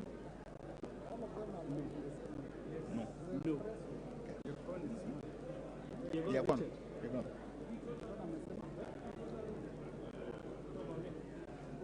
Mamwacha Onchoke Charles. Ogola Gideon Ochanda. Osero Patrick Kibagendi.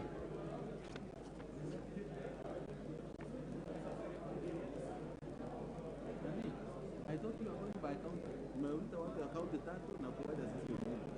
Following the constituencies. Yeah. Lakini umeita Baringo, sasa umeita Bome, sasa umeita nini? Okay, next. Osero Patrick Kibagendi. Wanjala Raphael Sauti Bita. Wamboka Nelson Jack Wamboka.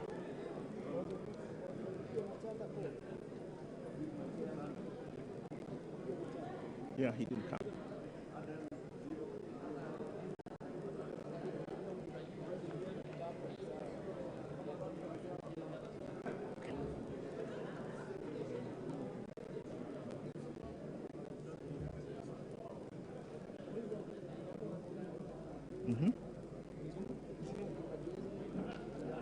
Osero Patrick Kibagendi. Wanjala Raphael Sauti Bita.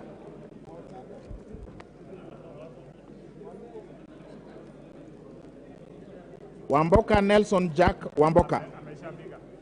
Wambilianga Catherine Nanjala. Yakub Ado Kuno. Komingoi Kibet Kirui. Yes. Komingoi Kibet Kirui.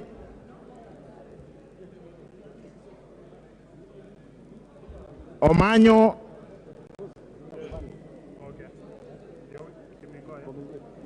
Omanyo Catherine Nahabi.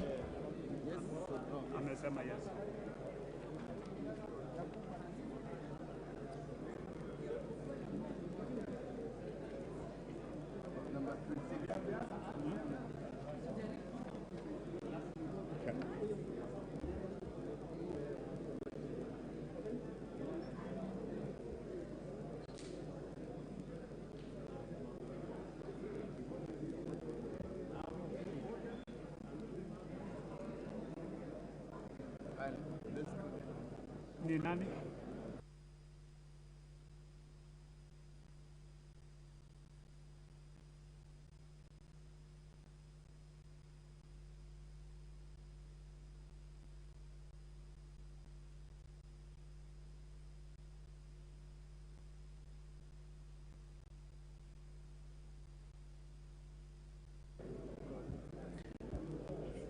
Mwale Nicholas Tindi, Oyula Joseph Maero, Murwidania Rindikiri Mugambi, Kirima Moses Ngushine.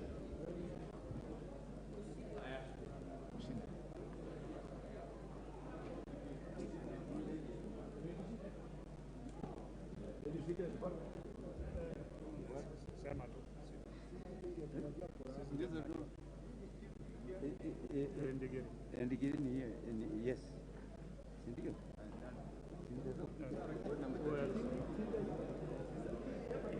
Kirima Moses ndio huyo.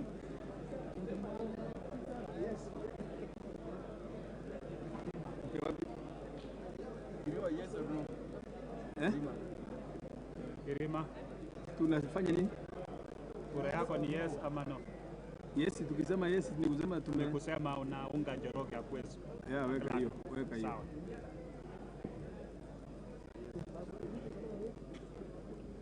Okay.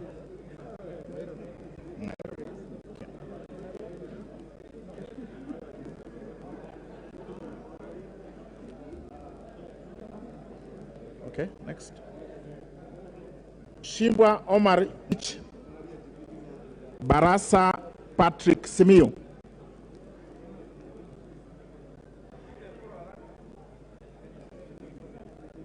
Biego Paul Kibichi.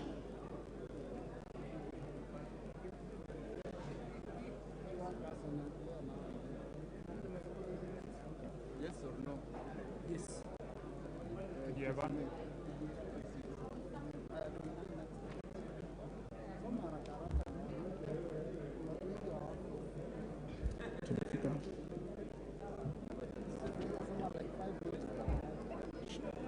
Ntwiga Patrick Munene, Maalim Farah, Elachi Beatrice Kadeveresia, Waweru John Kiarie, Sirma Musa Cherutich.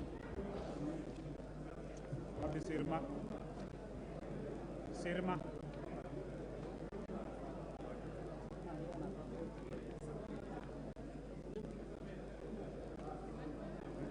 Nikujadi hapo. Let's say there. Please. Yes. Mimi ni correct Victor. Correct Victor. Yeah. What's your vote? Yes. Correct Victor. It's a yes. Correct Victor.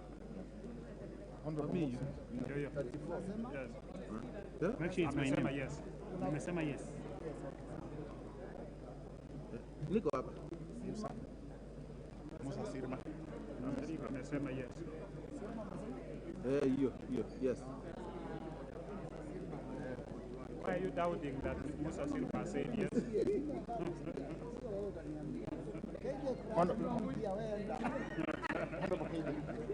Kuja KJ. Nataka kura yangu iharibike. Already South. Mimi kura yangu ni ya chama bwana. Already South. Tunapitisha hiyo report. Amesema yes. Okay. Welie Adan Kainan, Caroline Jepto Ngeleche, Gadiru Mejadonk Benjamin, Ongili Babu Owino Paul, Gakuya James Mwangi.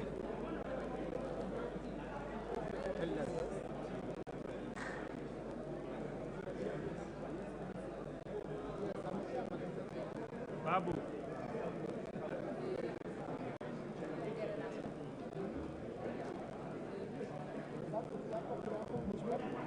Gakuya James Mwangi. 26. Yes or no? Umenipata? Yes, yes. Yangu ni tiki. Yangu ni kupitisha. Hapo? Yangu wewe.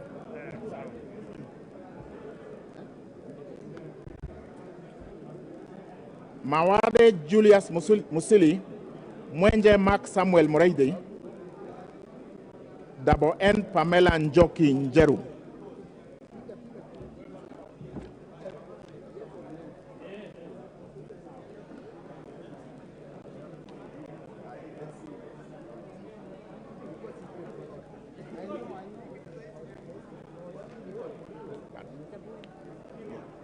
Double N. Double N. 49. 49. Double N, 49. Yeah. Yes. Yes. Julius, gani umesoma hapo? Yeah. Julius. Julius Musili Mawade. Okay. Yes or no? Not yet. Not yet. Lel Mengit Joseph Kipto Kosgei, Omboko Milemba Jeremiah, Kibiegon Johanna Ngeno. Wapi Lel Mengit?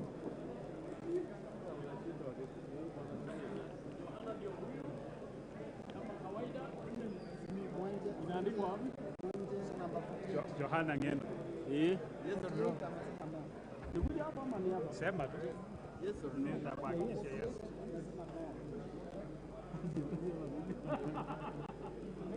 Jamhuri ya Digi. Yes. Nani huyo? Okay. Lel Mengit.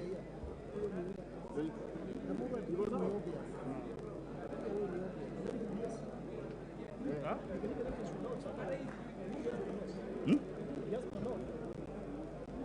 Lel Mengit hapo? Yes. Yake ni yes. Okay.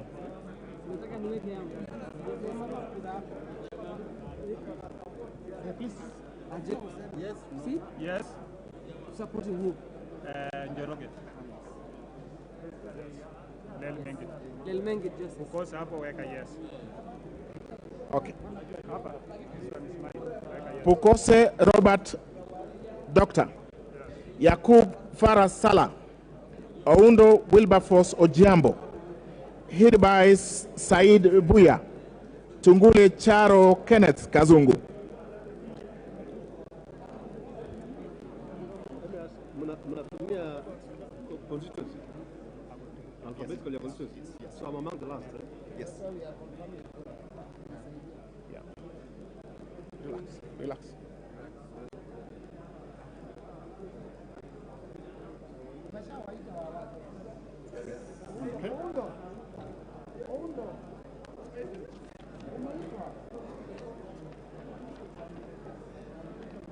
Unda yuko. Ameenda nyumbani.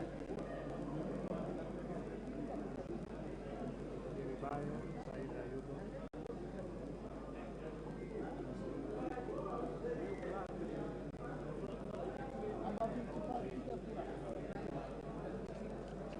Oundo, yeah.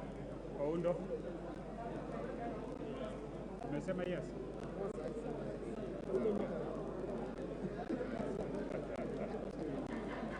Tungule Charo Kenneth Kazungu, Siad Amina Udgon.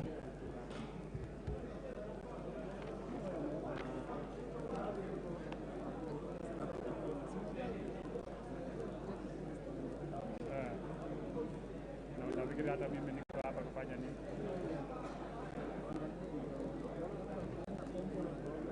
Nimeona moja ameenda kwa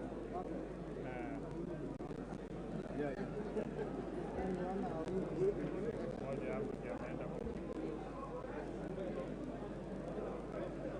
Huyo ni nani? Kenye umecross? What have you crossed out? Huh?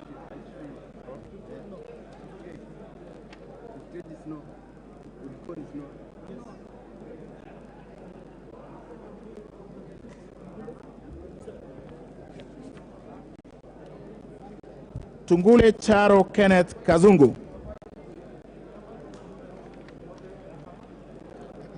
Guyo Ali Wario. Murio Wakili Edward, Kururia Elijah Njoroge, Kagombe Gabriel Gadoka.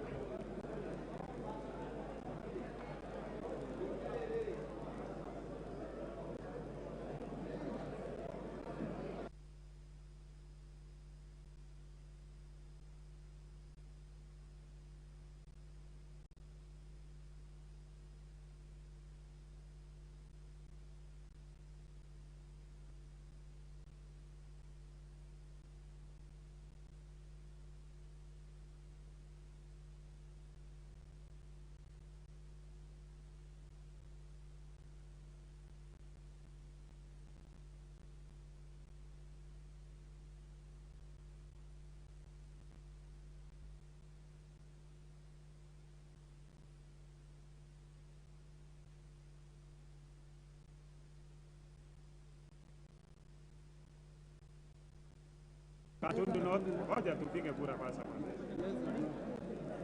Katundu North. Njoroge, yes.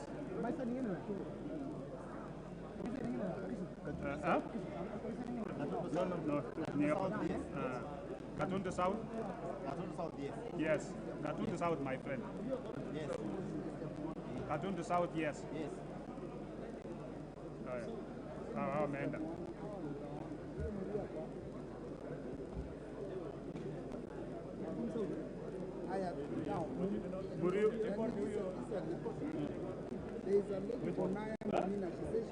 Chebon, which constituency?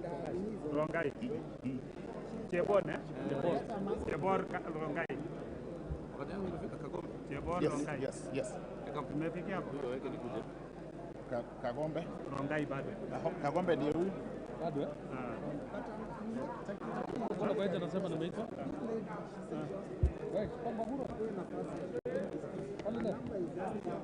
Ngoja tu afikie. Mbona hakuna? Wapi Chebor Rongai. Umeitwa? Unaniambia nimeitwa. Bado. Rongai. Bado.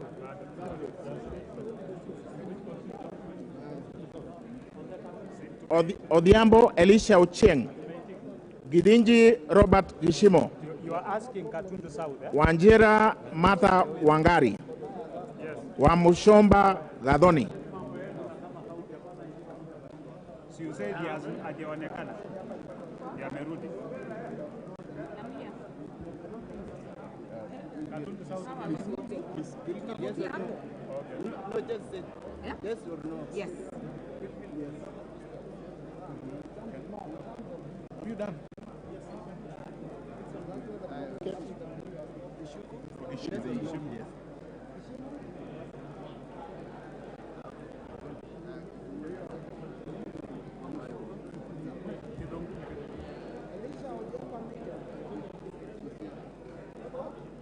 Mushomba.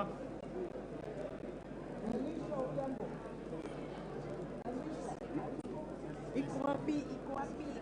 Nipate wapi? Just say from there, yes or no. Of course, I am supporting Njoroge. Thank you.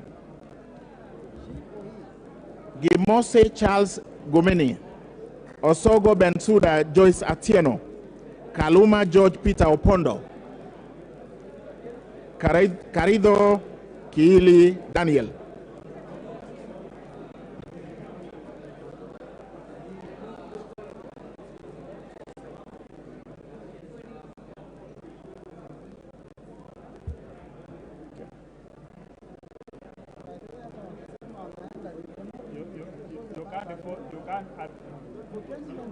You can't vote twice. Peter Kaluma.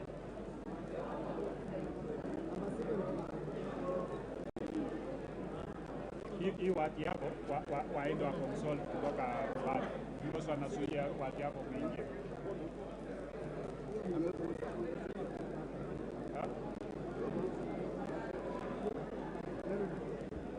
Bensuda. Huyo ni nani na Mark? Okay.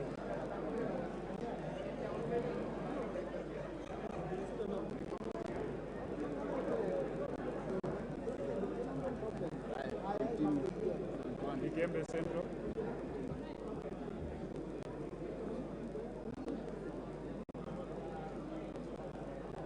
Okay. Okay. Na hata mlango haitafunguliwa.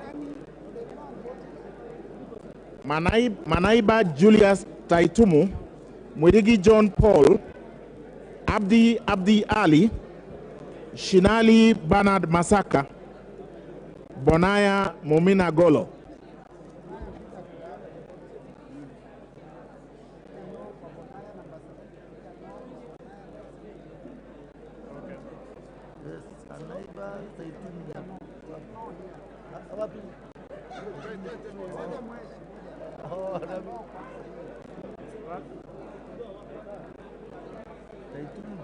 Niko hapa ndo sawa. Na vote yes. Yes. Yes. Amesema yes. Okay. Yote. Sisi ndio tunaobserve. Honorable, you voted? Yes. Yeah. Mheshimiwa amemaliza. Please vote and leave.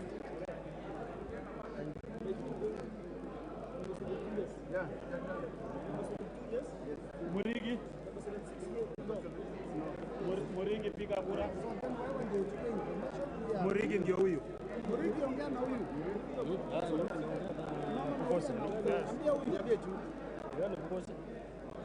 Just tell us, yes or no? Yes. Please. Done. Lakini unajua sasa lazima ujue ni nini ambacho kinaendelea. Una tell us. Sawa sawa. Thank you, sir.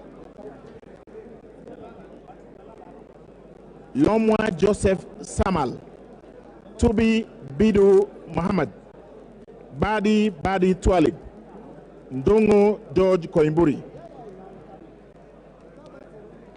Wapi Koimburi?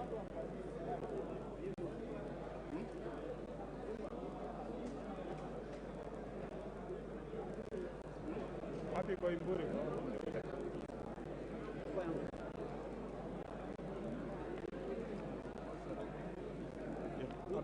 Amekuita? Bado. Koimburi. So, let's wait. Unasikia watu hawasikii mkiitana. George Koimburi hapa. Ndio huyo. Yes or no? Yes.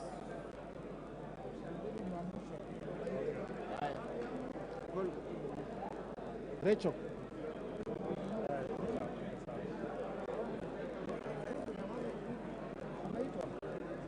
Tubi, yes, ndio hiyo.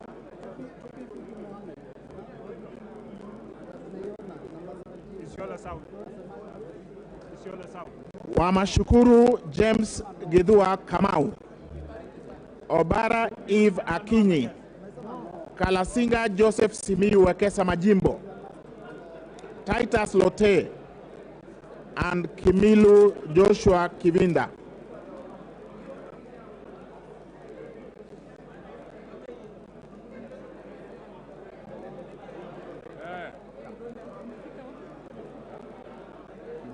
One vote.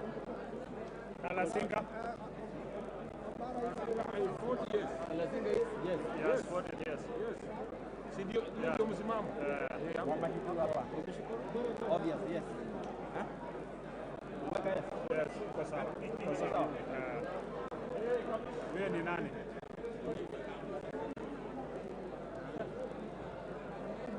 Do you have the other mic? We am a boss. I'm a boss. Kijara. Sia. Yes. Yes. Maliza. Wameshukuru amepiga yes. Na.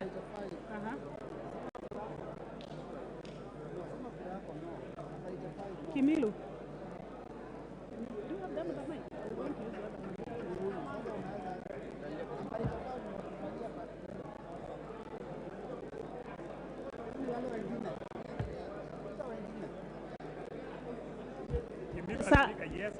Sankare Lea Sopiato.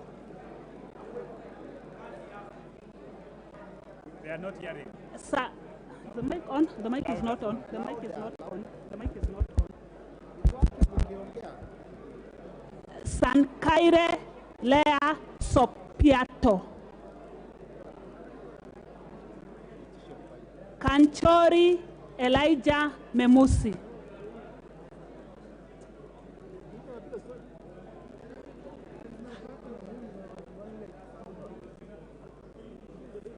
Ikifikiwa tukimuita ndio utakuwa. Hamisi Kakuta Maimai. Isiolo no. Sopaito. Tutaenda pale penye Somali iko. Yes or no? Just Tutaenda penye hapo. We know. We will go there. Yes or no? Yes. That is yes. I am done.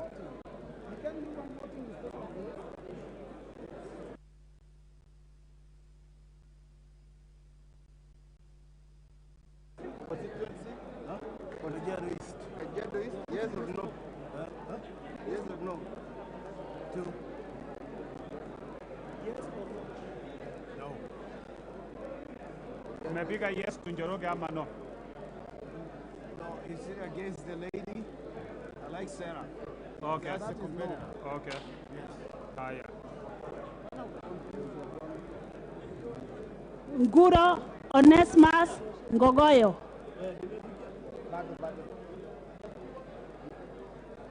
Sakimba Parishina Samuel.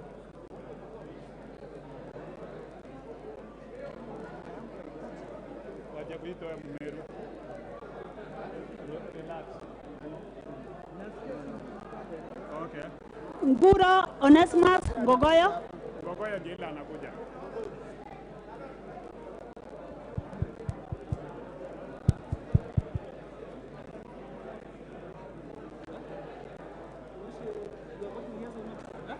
Yes. Get the note. Ngogoyo. Amefika yes. Yes. Siko sawa. Sakimba Parashina Samuel. Risa Sunkuya George.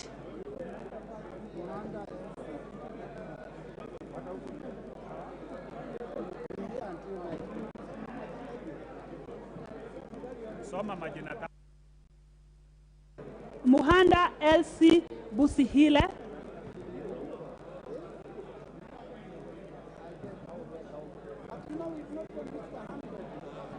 Katana Paul Kahindi. Hassan Abdi Yusuf.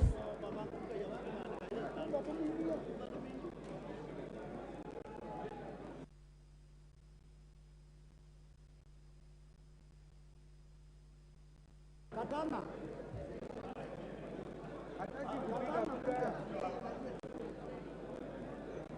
Katana. Wapi kura? Katana wewe njoo bwana. Njoroge. Umeweka? Sawa. Ali Sohome, no calling. Makali John.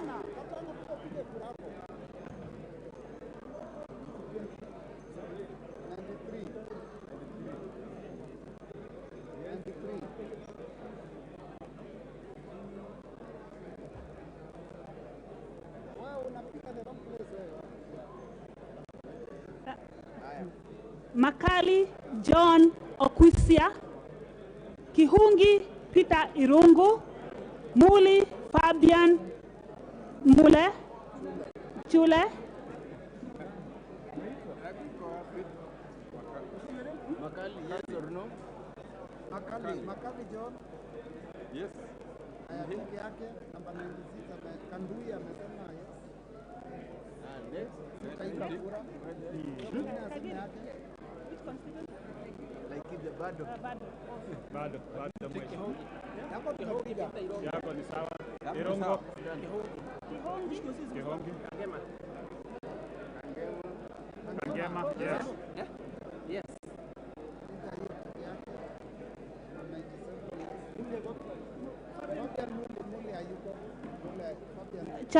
Chomwell Samuel Moroto, Sudi Oscar Kipchumba, Okwome Andrew Adipo, Karauri Ronald Kamuiko.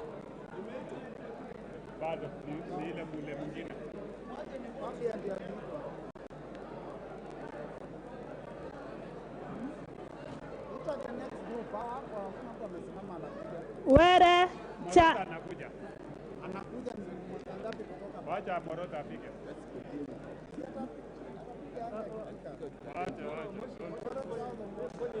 Mimi na observe. Iko sawa. Lakini sasa mwezi kwanza kuita na mnawacha Moroto na amekuja anakuja kupiga kura ni an ancestor. Wacha ancestor kuja apige kura.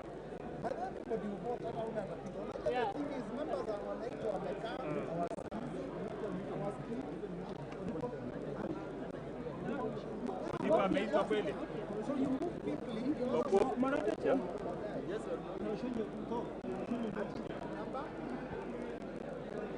Chomel Kapenguria. Number 99. Yes or no? 99. Yes.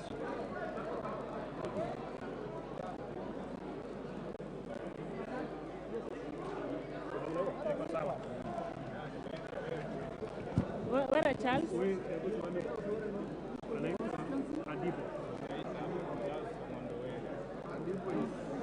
Huh?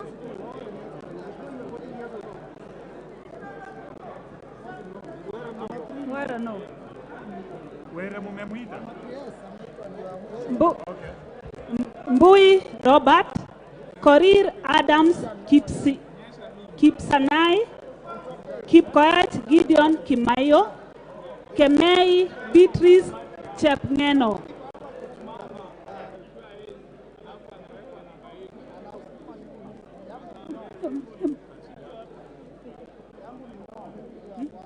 Hakuna haja ya kalamu, sema tu kwa mdomo.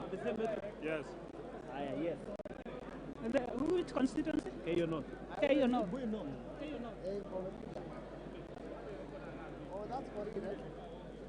Kipkoech Gideon Kimayo, Kemei Beatrice Chepngeno, Ruto Julius Kipleting.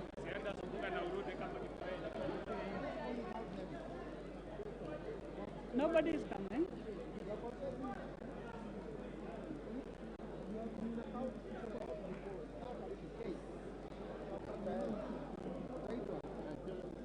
Kemei Beatrice.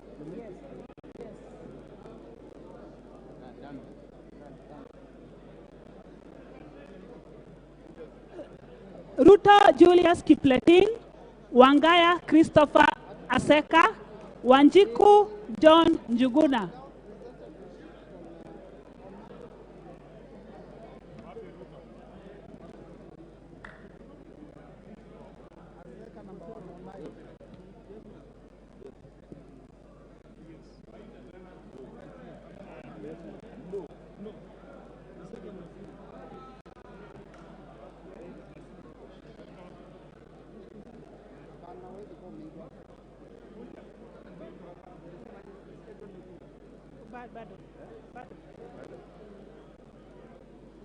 Wanjiku John Juguna, Waithaka John Machua, Muratha Ann Wanjiku Mugo.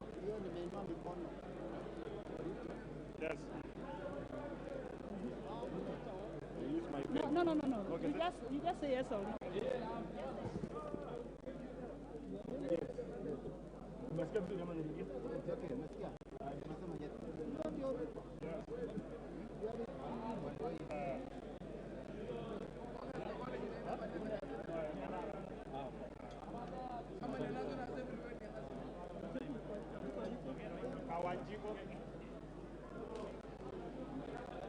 Just go from there. Kawanjiko kuj. Muratha and Wanjiku. Kawanjiko Joey.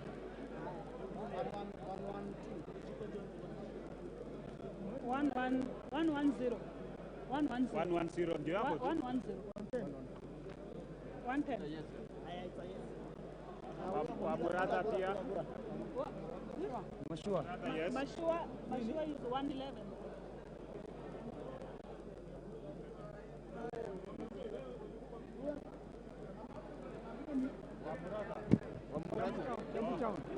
Kwa mashua.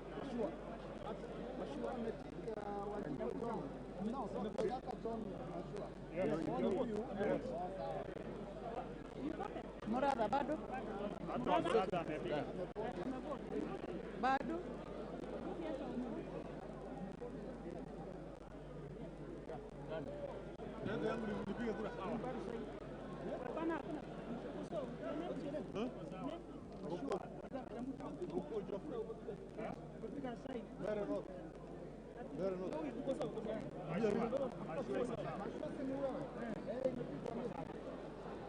Orero Peter Ochieng, Mbalu Jessica Nduku Kiko, Mutuse Ekmas Mwengi, Wainaina Anthony Njoroge, Munyoro Joseph Kamau.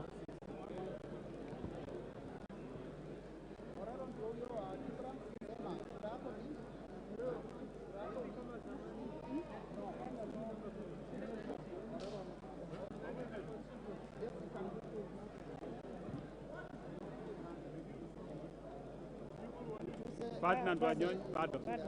Bado.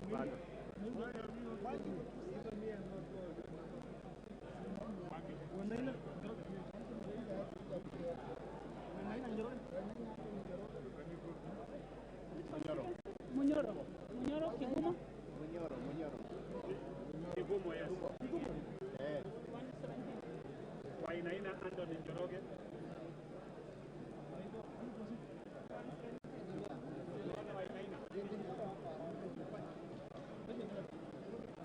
Nyoro Samson Dindi, Ichungwa Anthony Kimani, Sunkuli Julius, Leka Kony. Ole Leka Kony. Yes, You are even voting for me. No, you have to say it, otherwise you can't. Yes. Amesema yes. Njoroge. Somewhere. I am going to work, yes.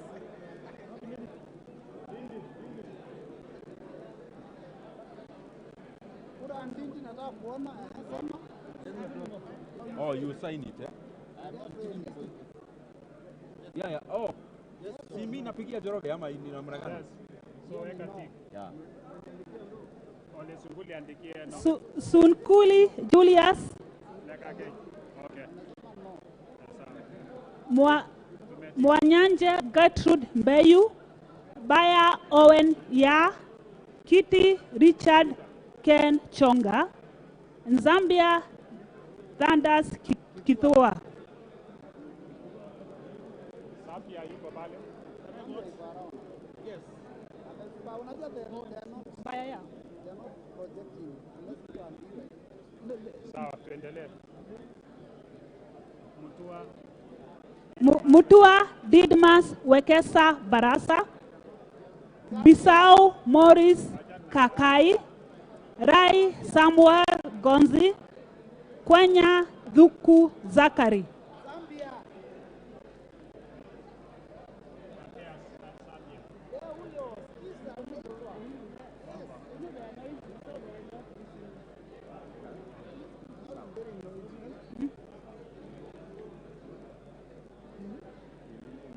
I vote yes. I vote yes. I vote yes. Mutua Ditmas Barasa, I vote yes. Number 1 in 6 Zambia. Before Didmas Barasa. Zambia, yes, no? Obvious. Zambia?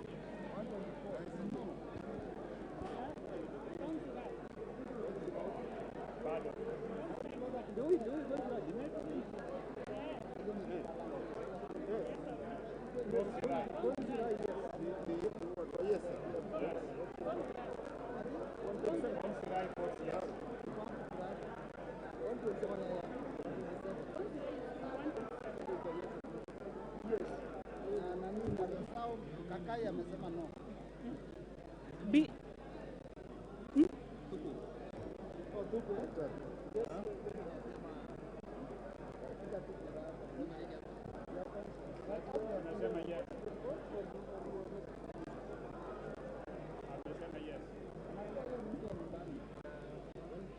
Muhia Wanjiku, Cherorot Joseph Kimutai, Kosgei Hilary Kiplangat, Maina Jane Njeri.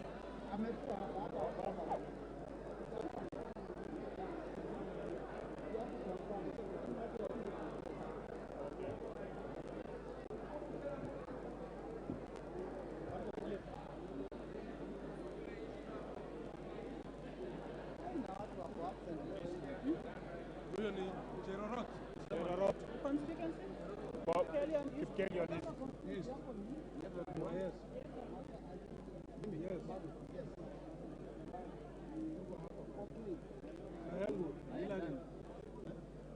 Kipkelion West. Yes. Okay. Maina Jane Njeri.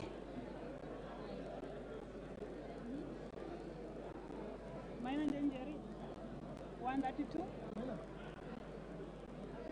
Yes or no? Yes. The next is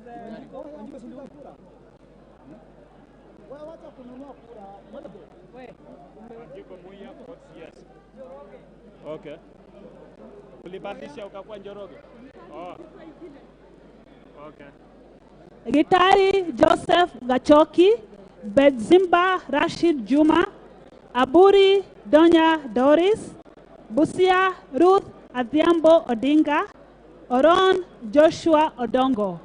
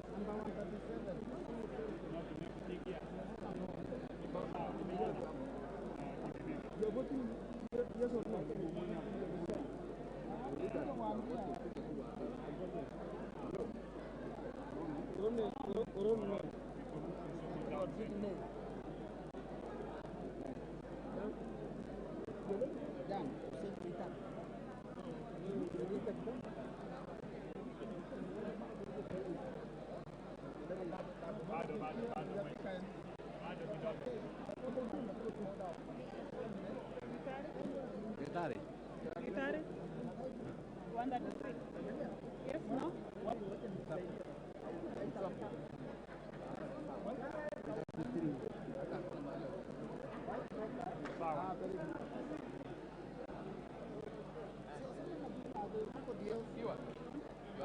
Oh, Nani. The lady here? Yes, yes. Busia Ruth Adhiambo. So he votes yes.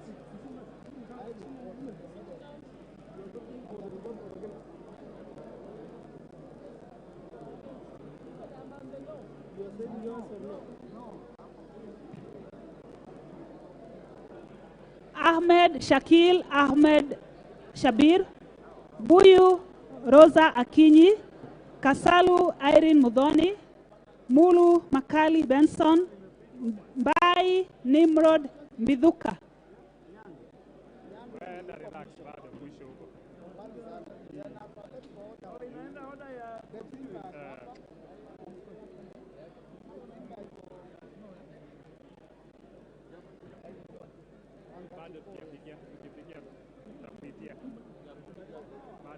Anybody in the queue?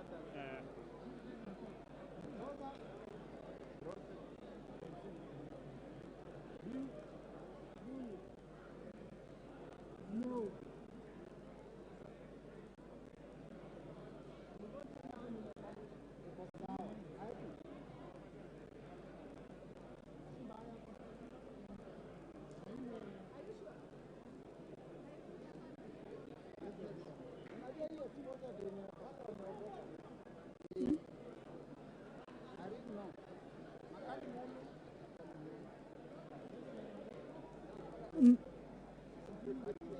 Mbai Nimrod Mbithuka, Mboni David Mwalika, Nyamai Rachel Kaki, Nyenze Edith Vedi, Mokaya Nyakundi Japheth.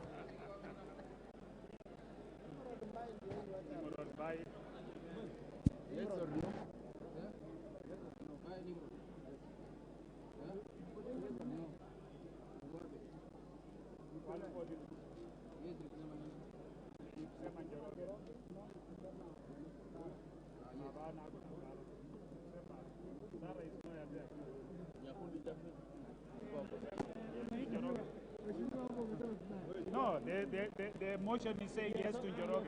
So you either vote for Njoroge or you refuse to vote for Njoroge. Or no to Njoroge. Yes.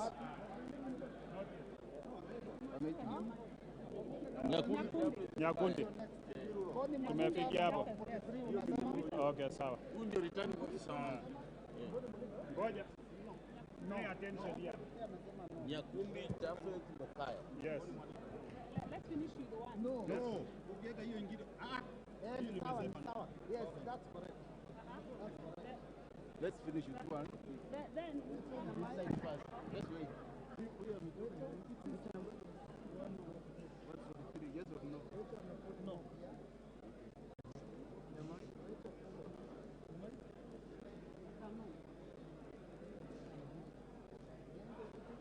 Kitui West. What do you do?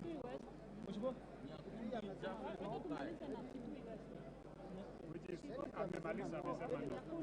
So Nyakundi sasa. Mimi ninasema Njoroge. Mimi si yes. Njoroge. Kibagendi Anthony, Gisairo Clive Ombane, Yagon Brighton Leonard, Kiprono Mutai Alfred, Tonui Joseph Kipkosgei.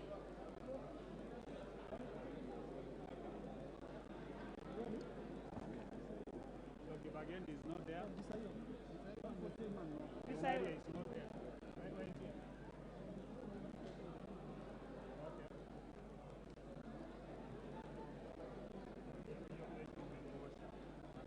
Yegon. Yegon. Yegon. Ono hili. Yes or no? Mimi napigia Njoroge. Diego Brighton amesema yes to Njoroge. Kuresoi not. Kiprono Mutai Alfred, Tonui Joseph Kipkosgei, Kemero Maisori Marwa Kitayama, Robbie Matthias Nyamabe.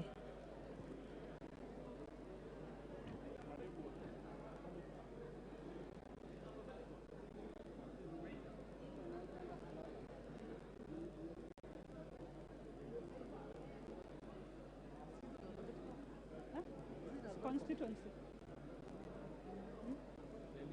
Bado.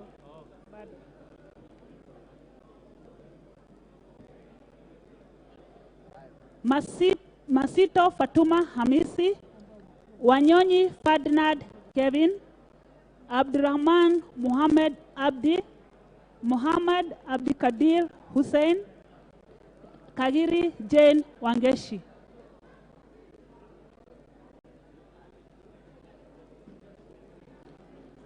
Tonui Joseph is here. Tonui. Yes. Kuresoi South. Yes. Tonui pika kura. Njoroge.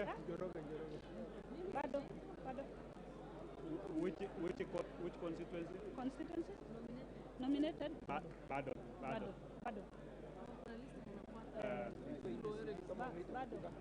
Mutunga, bado.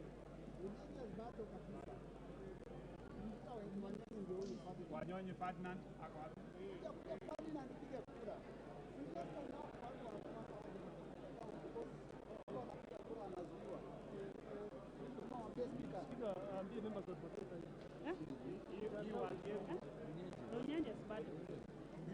Anaopigwa kwa msoni kutoka huko nyuma.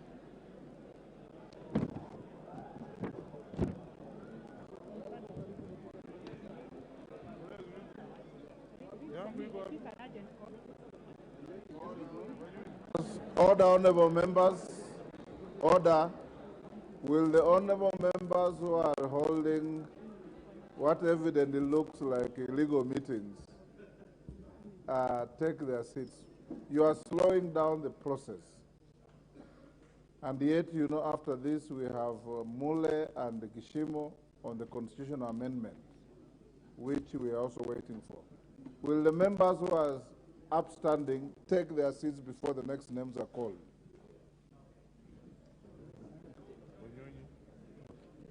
Clerk. Lafay Abdrahman Mohammed Abdi. Wanyonyi is here, Mohammed is here, Robbie is here. What? Yes or no? Yes or no? Yes. Yes. Yes.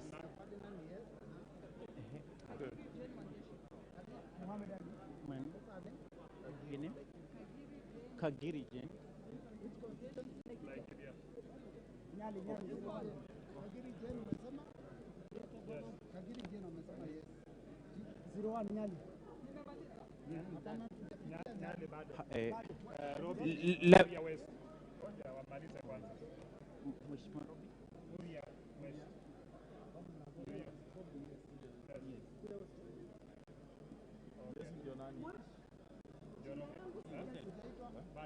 Yes or no? Yes.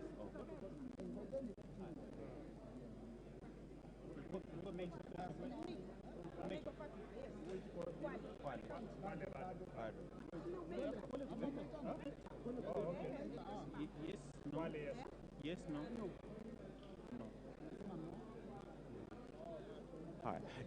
Lafay Abdrahman Mohammed Abdi. Mohammed Abdikadir Hussein. Kagiri amepiga. Kiunjiri Festus Mwangi. Korere Sara Paulata. Karani Stephen Washira. Lekton Joseph. Marubu Monica Mudhoni. Obo Ruweida Mohamed. Mwiruri Mudhama Stanley. Kode Felix Adwor. Kahangara Joseph Mboru.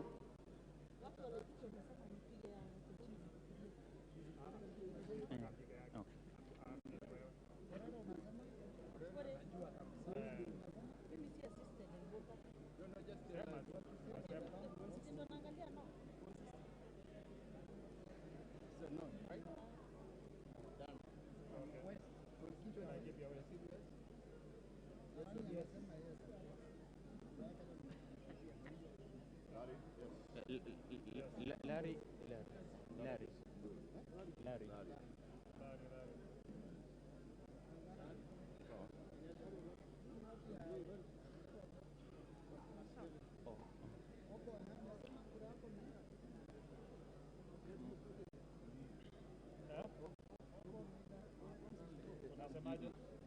Yes or no?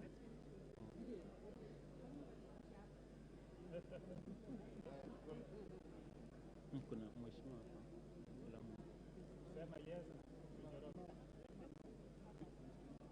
Lamu West. Lamu West. Yes or no? No, yes or no? Mweleze the motion.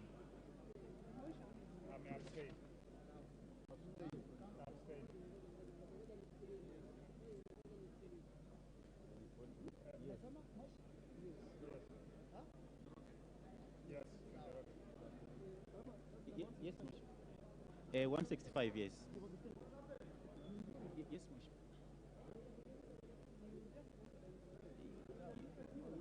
Yes, you yes or no? Yes. Yes.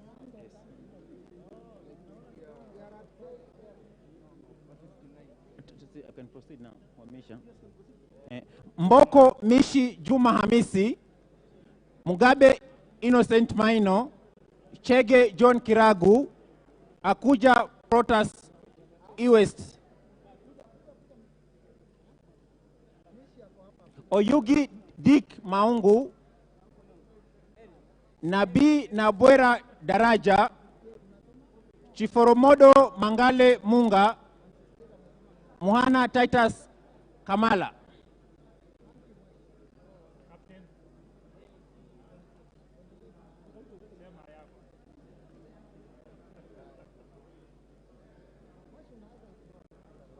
from Lunga. Yeah. Yes or no? Yes. Lunga. Yes. Yes. Koromondo amepiga yes. El,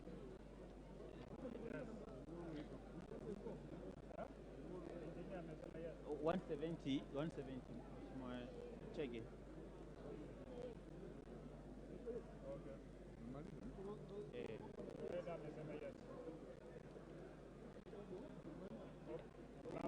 Ya Limuru Islam.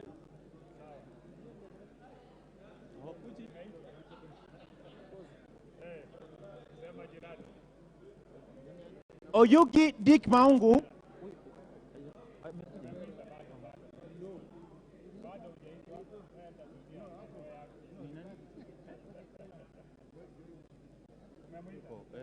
Lugari. Wamekataa no yako Lugari. Haya.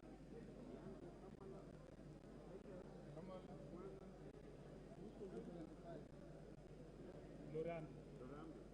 Bishop. Kura yako? Okay.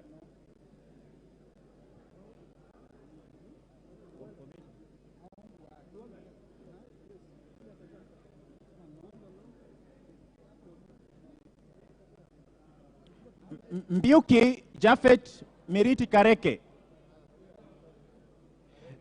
Kamene Joyce. Mule Caleb Mutiso. Kombe Harrison Garama. Omwera George Aladwa. Kiambi Susan Ndunge.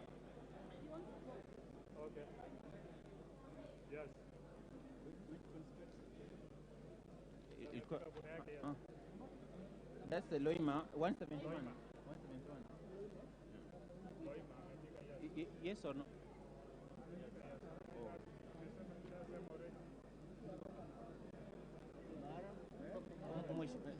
Mbioki.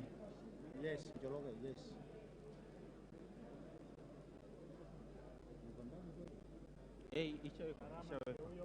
Ishawekwa. Mumo Rose Mseu. Injendi Moses Malulu. Munyazi Amina Laura. Abdullahi Bashir Sheikh.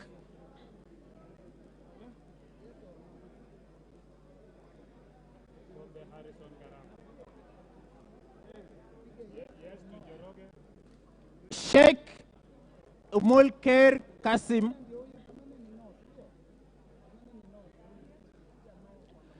Abdirahman Hussein Mohammed.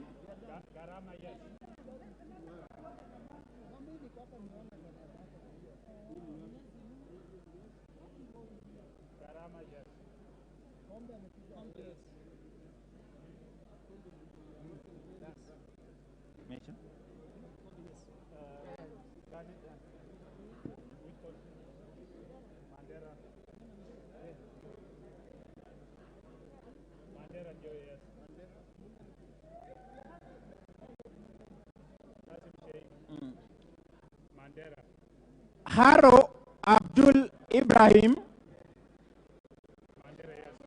Yusuf Adan Haji. Mukunji John Gitonga Mwaniki.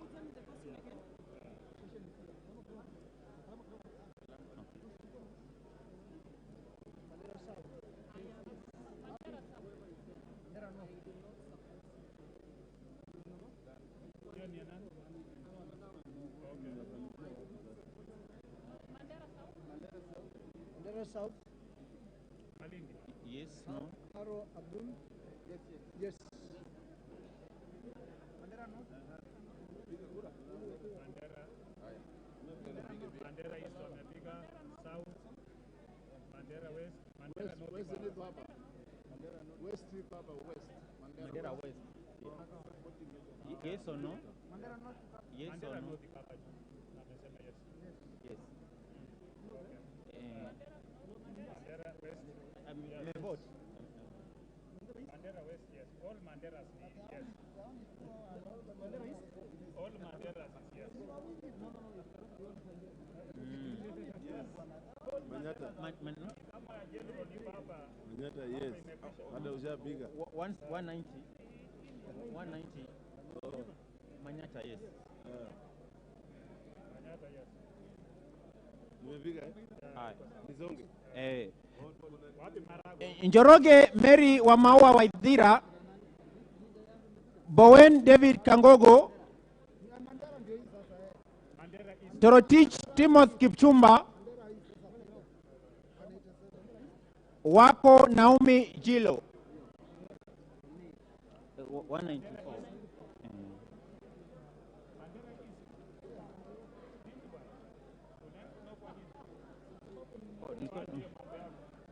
Njoroge Mary wa Maua, Bowen David Kangogo, Torotich Timothy Kipchumba, Wako Naomi Jilo. I vote yes for Joroge. Yes. Mheshimiwa. Yes. Marisa Beach. Yes or yes. Mark, yes. Torotich. Marakwet West. Mheshimiwa. Marakwet West. Vote. Eh? Marakwet West. Yes or no? East and West, yes. Yes means what? Eh? Yes. Aburi. Yes. Yeah, yes, Yes. yeah. Okay. Aburi. Bado. Yes, yeah. Maragwe district. Bowen. Maragwe district, yes. Maragwe West, yes.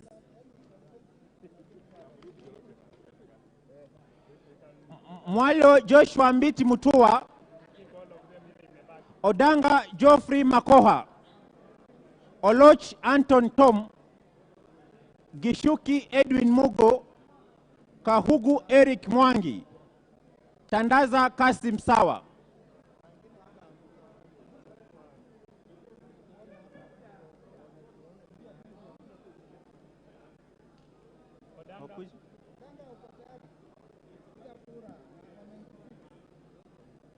Yes.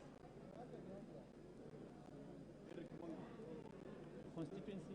Madira. Madira. Yes. Madira, yes. Madira, yes. Matayo, yes.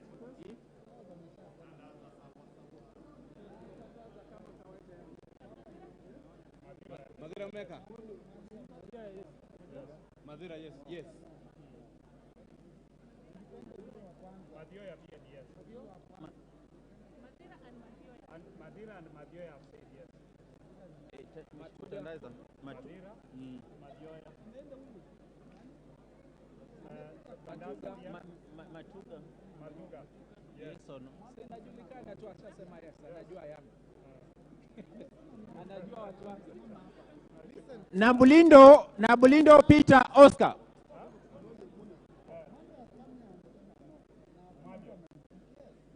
Wapi Mwalio? Mwalio ni Mtukamba. Number. Mwalio is not there.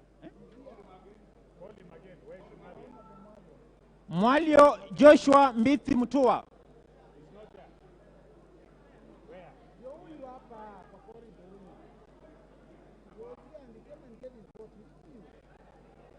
Mwalio Joshua Mbiti. Okay. Acha akuje.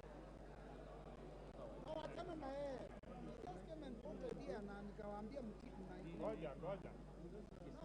Mwali anaweza kuwa amesema yes ama ameabstain. Umesemaje? 195. Okay, sawa. Okay. Nabulindo Peter Oscar. Hiyo tunaelewa. Mule Stephen Mtinda, Kingola Patrick Makau, Ruku Geoffrey Kariuki Kiringa, Nebat Bernard Muriuki, Nzioka Erastus Kivasu,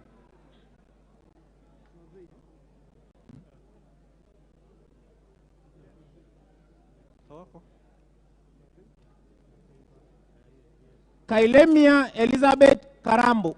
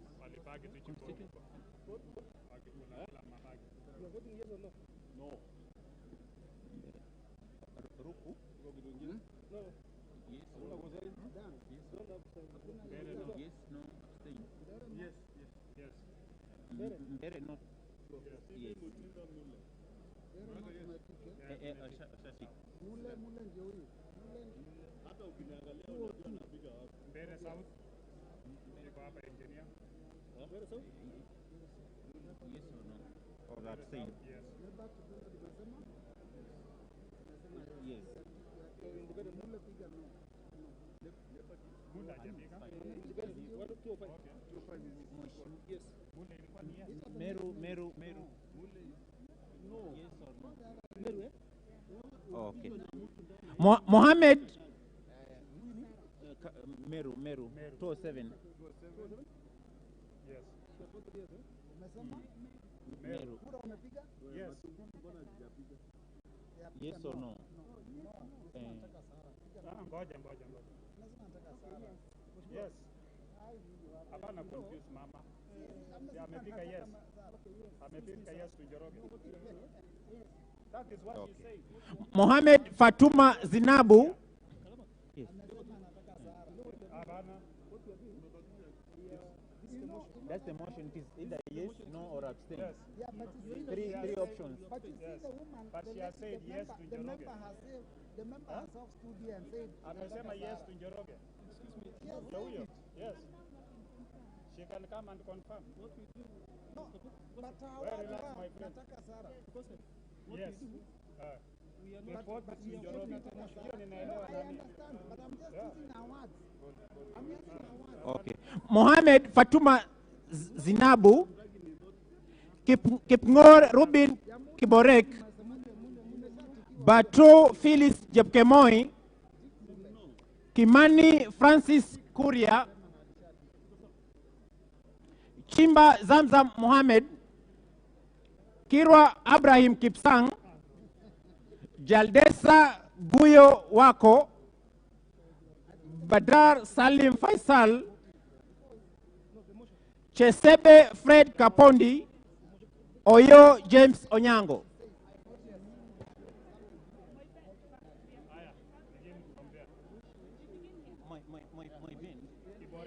I vote yes.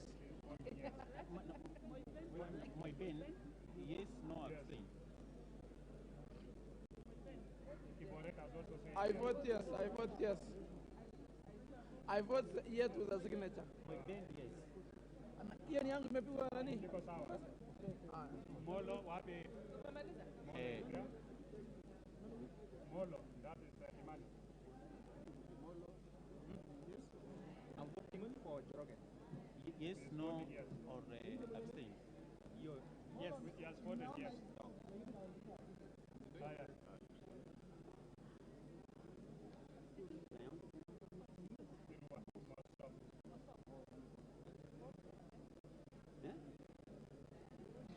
I need to vote. Is either yes or no? Yes, no, or abstain. Or abstain? Three options. I'll vote yes. Mosop votes yes. Mosop, yes. That means I support, eh? Yes. The motion.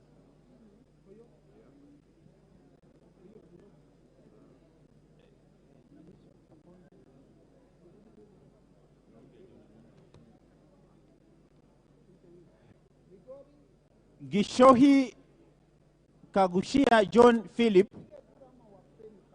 Salasia Peter Kalerwa, Naika Johnson Manya, Maina Bet Njeri,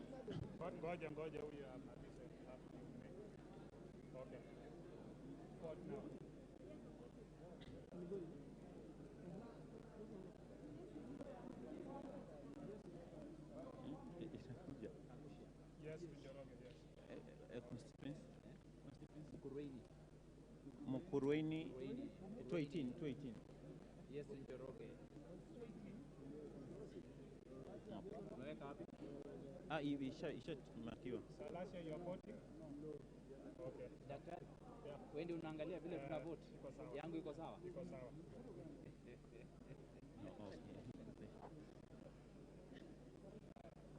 Here. Votes yes for Njoroge. Okay. Mashele Mohamed Musau Vincent Musioka, Shake Peter Mbogo, Maingi Mary, Muliungi Gideon Mutemi, Nzengu Paul Musimi,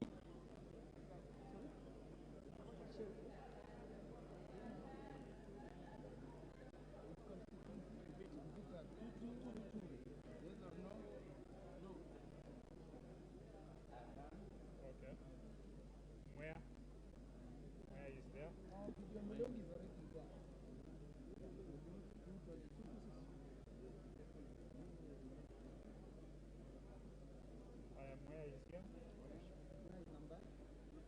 225.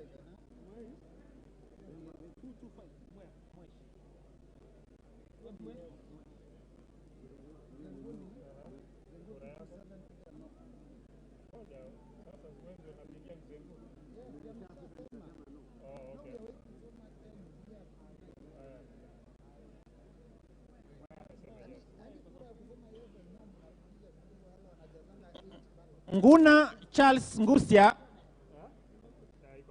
Pasaris Esther Mudoni,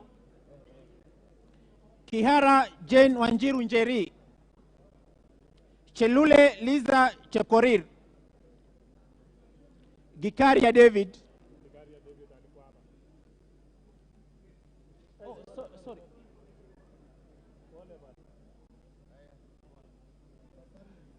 Arama Samuel,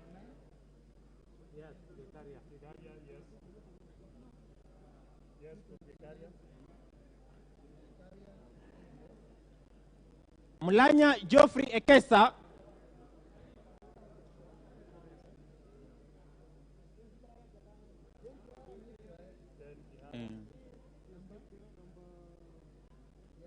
tutati.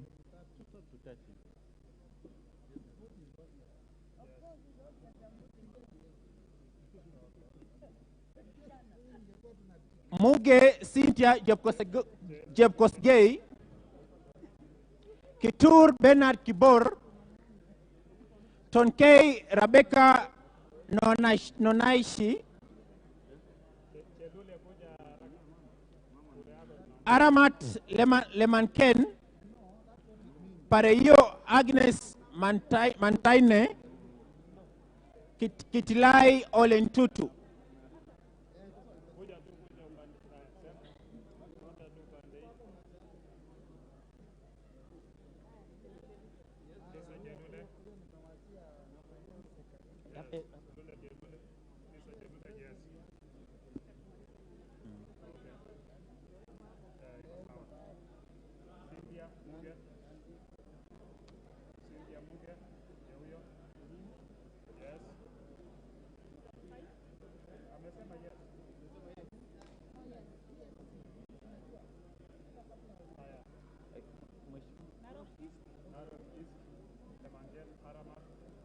Lazima nipige kelele usikie.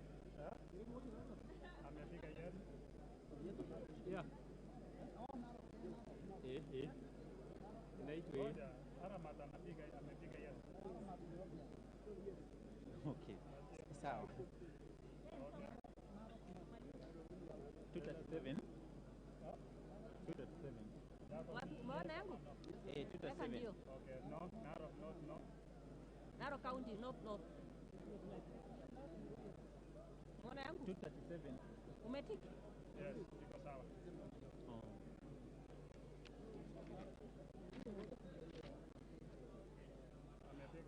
Tongoyo Gabriel Koshal, Wangwe Emmanuel,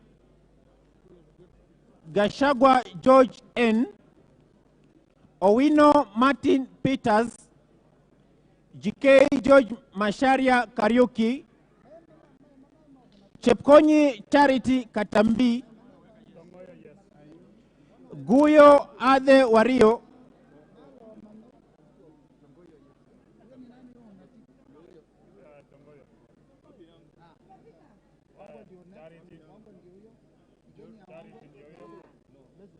Let's start from this side. Joro. Yes. So it's a yes. Amesema yes. No,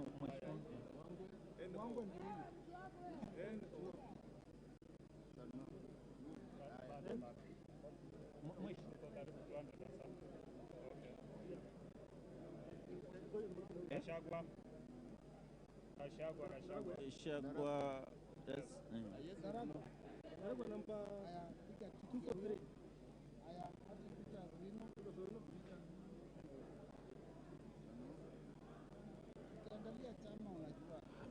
Abdul Rahim Dawood, George Masharia hujamuita. George Masharia Kariuki nilimuita. Abdul Rahim Dawood, Nyamoko Josh Nyamache, Awor Joshua Aduma, Mohammed Ali, Mongina Jerusa Momanyi, Gitau Faith Wairimu.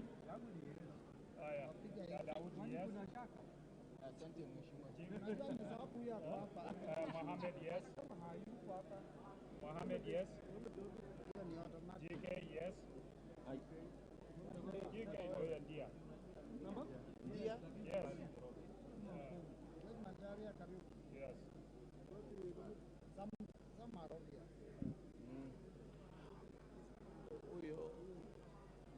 Odoyo Okelo Jared, Jahana Zahir, Manduku Daniel Ogwaka.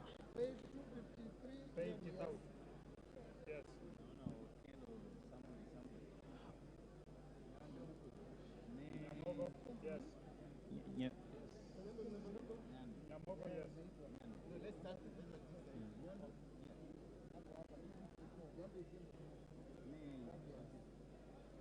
Nyamogo, yes.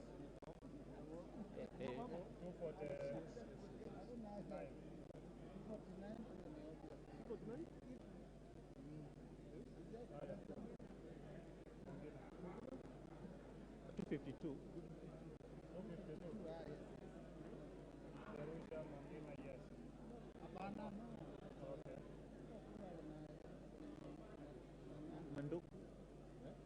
Manduku Daniel Ogwaka,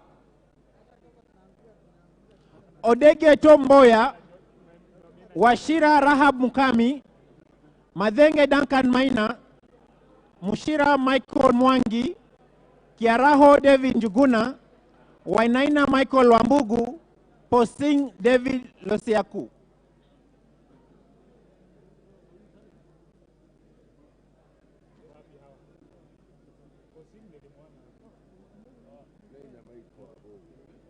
Constituency Odaya 262. Yes. Sawa.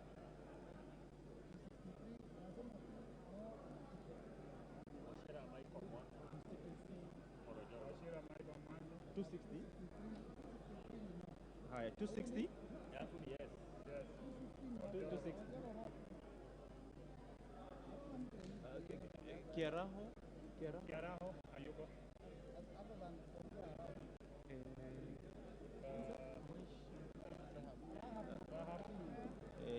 Mate 258. Yes. Yes or no? Abstain. Madenge. Yes. Mupe Anton Kenga, Gogo Lilian Achieng, Amolo Paulo Tiende, Chebor Paul Kibet, Paul Labor, Mwafrika Augustine Kamande, Francis Kajwang Tom Joseph, Kingara Simon Nganga. Madenge. Number 259. Yes. Then Africa.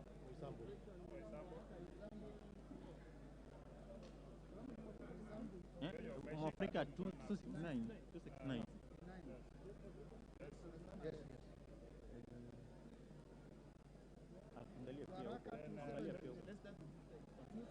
Malisa upande. Chebor. Rongai. Yes. Kingara. 271. Yes.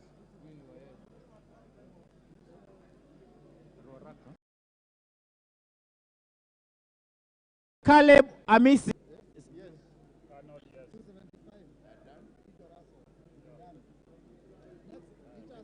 Ador Christine Ombaka, Odor Christine Ombaka, Lochakapong Peter, Kemei Justus Kipsang, Koi John Waluke, Sigei Francis Kipyegon Arab. Sigei.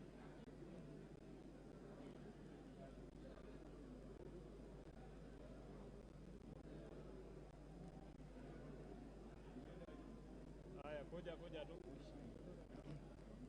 Haya, piga kura yako.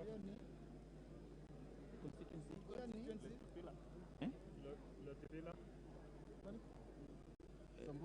278. Hiyo ni kura yetu. Yes. No, yours. Yours is yes, no, abstain.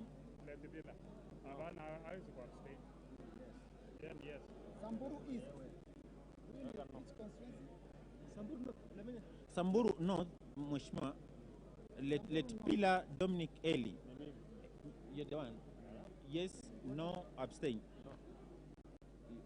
Yeah, no. Yeah.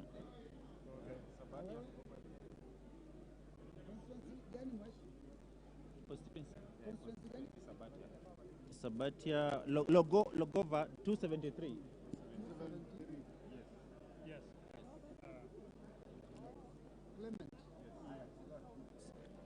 Sigor Lochakapong Peter. Yes or no? 283. Yes, sawa. It's captured, Mheshimiwa. Salam. Oh, yes. Yeah, we in yes. 282, Mheshimiwa Mbaka, 282.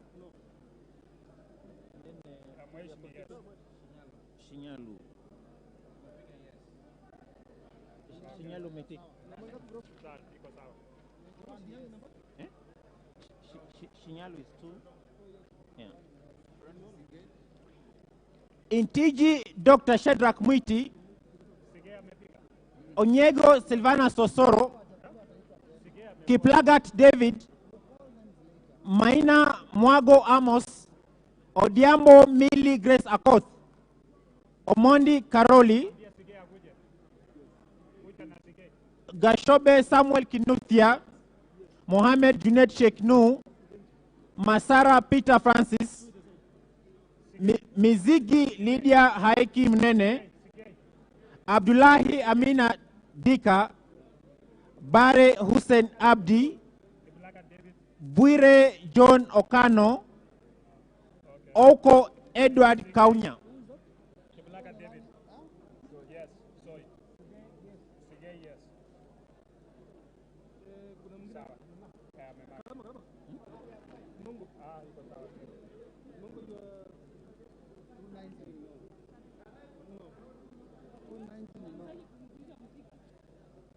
290.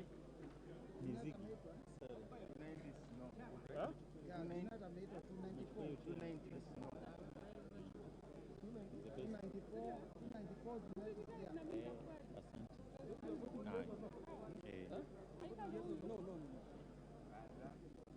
Aika.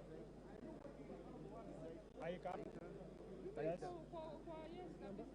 296, 296. Okay. Sawa. Miziki. Yes, yes, amevote. South Mugera. Gashobe constituency. Sobokia. Sobokia. Gashobe.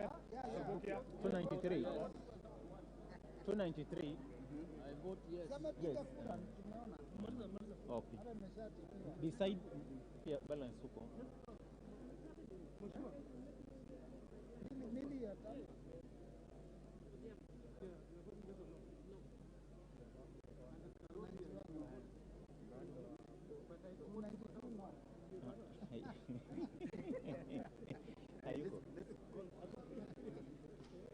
Oko Edward Kaunya, Otuch Mary Emase,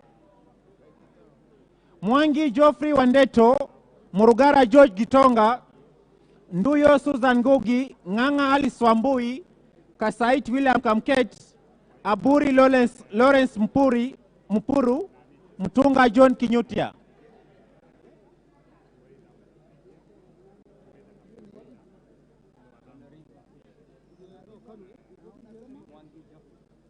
Constituency. 302. Yes, no, abstain. Yes. 302, 302. Yes, 302, yes. Yes, for Njoroge. I am Mheshimiwa Murugara. 303, yes, no, abstain. Yes, 303. Chaweka. Mheshimiwa pale. 304. 304? Yes, no, abstain. Yes. 306. Kamket. Yes. Okay. Nana Alice. No, he has indicated. Nobeu Njoyo. Yes. Nobeu, yes. Alafu hiyo ingine ni nani? Keep Biwot Julius Meli, Mutunga. Mutunga. Mary. 301. 301. 301.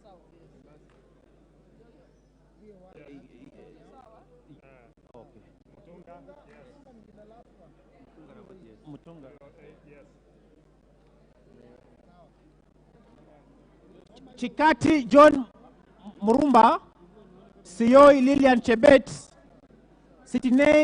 Sitienei Janet Jepkemboi, Ngititi Cecilia Asinyen, Imate Joseph Namwar,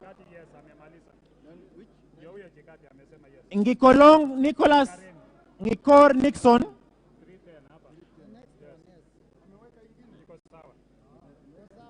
Gani? Mutunga ishawekwa.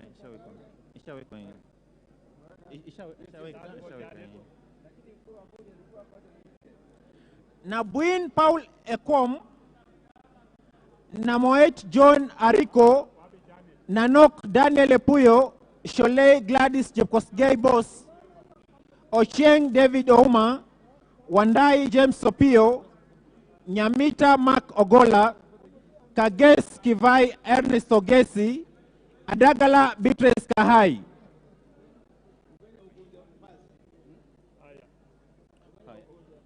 No, tuko huko. Maliza hiyo huko.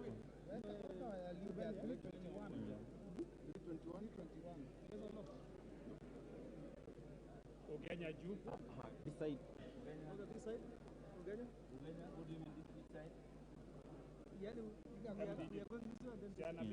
Mimi niko Kenya kwanza bwana. Ni hapa. Yes.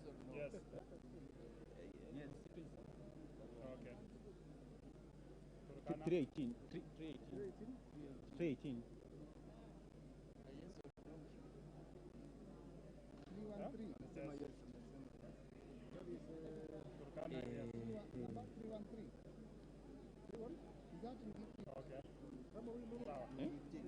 Adagala.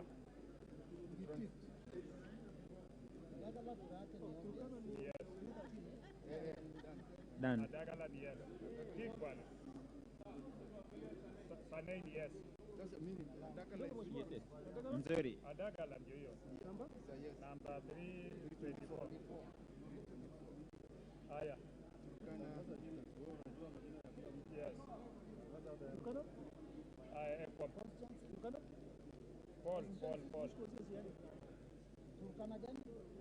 Turkana North.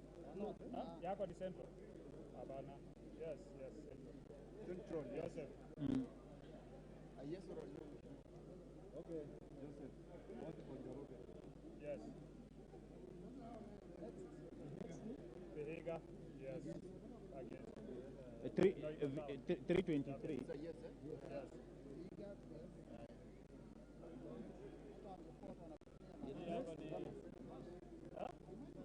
Turkana North. Turkana North. Japet ni Turkana Central. Turkana. Paul Ekwam. Yes.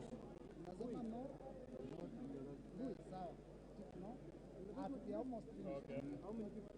We are 300. Turkana South? Turkana South, no. Abdi Hamis Chome, Jeho Fatuma Abdi, Turkana West, yes. Mohammed Aden Daudi, Sane Ibrahim Abdi, Ado Mohammed Eden,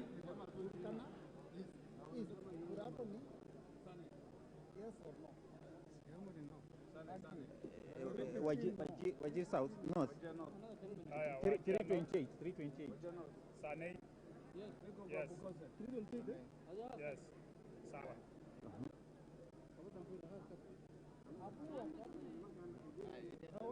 Hiyo ni gani? Any other? Ado Mohammed Aden, Wajia women rep?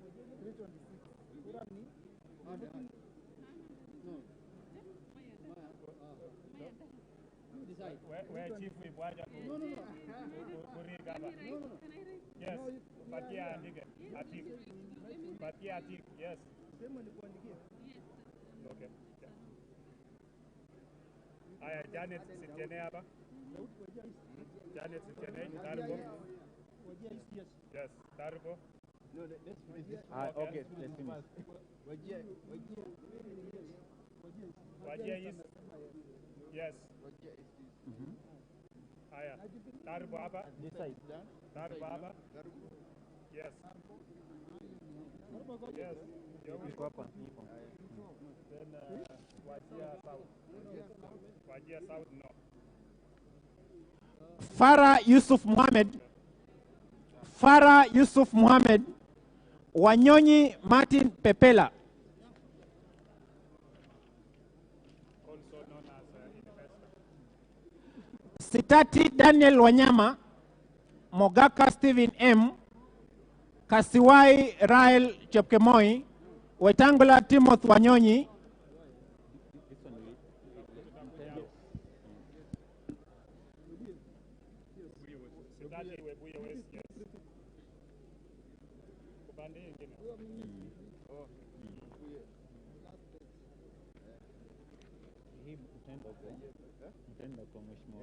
Tutaenda kwa the two guys.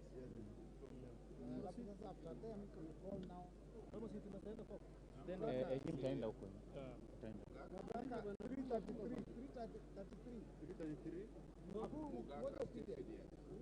Yes. No.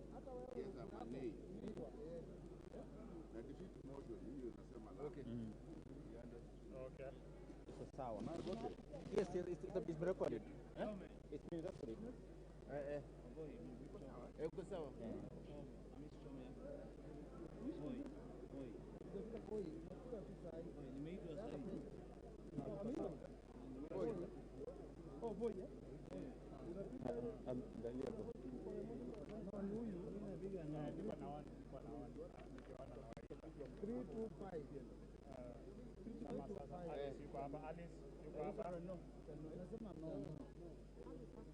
Alice ako, Alice Nganga.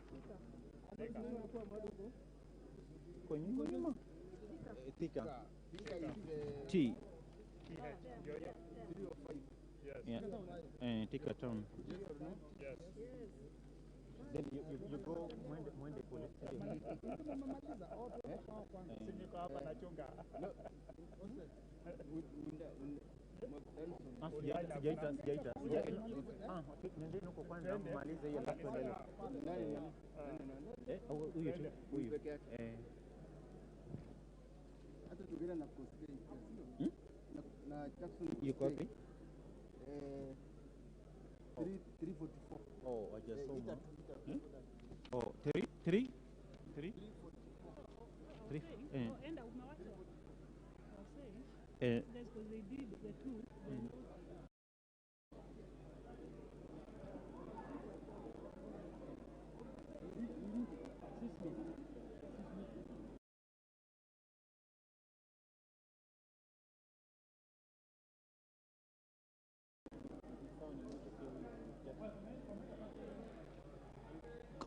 Kosgei Jackson Kipkemoi. Kosgei Jackson Kipkemoi.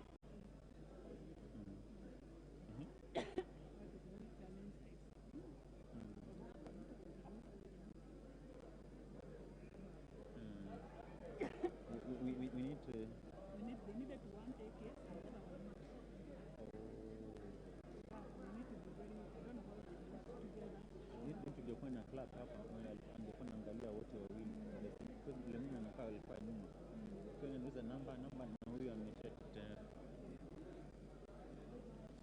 Na let's hope ndio mwingine nimecheza ndio mshinda.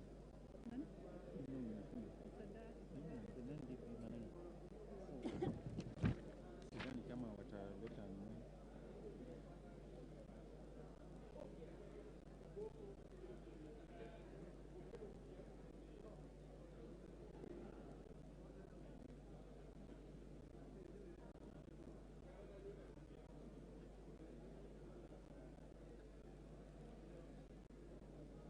That is only challenge.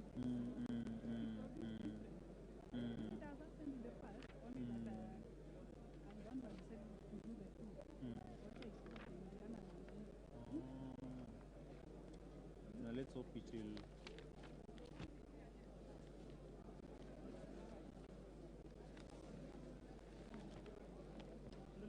Proceed. Mwakuona Danson Mwashako. Basil Robert Ngui.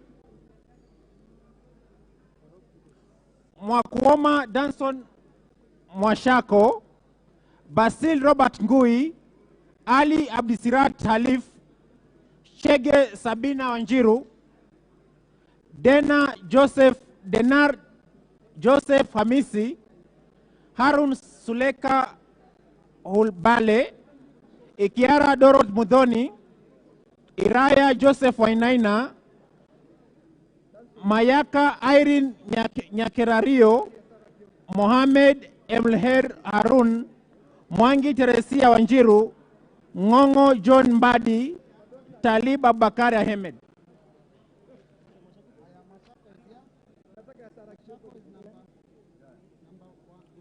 This side. That side.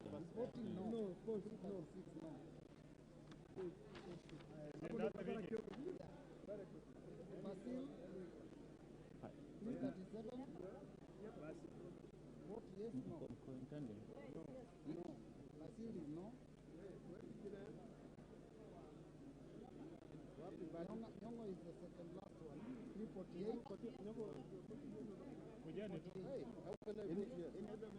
348. Second last leader is yeah, he has voted no. Second last. Yes, second last. He voted no. Is it? Yeah. No. No. Haya. Twende upande hii. Nominated. Haya. 343 Iraya Joseph. 343.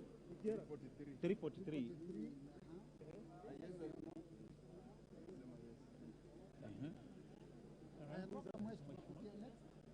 Suleka.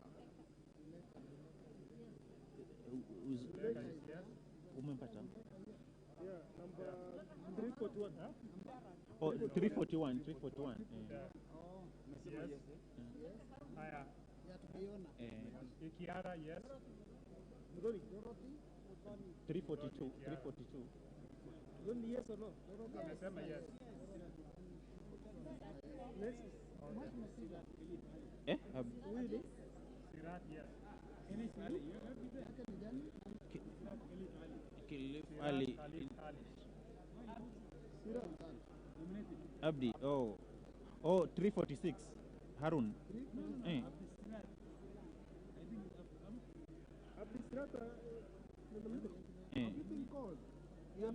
Tumemaliza.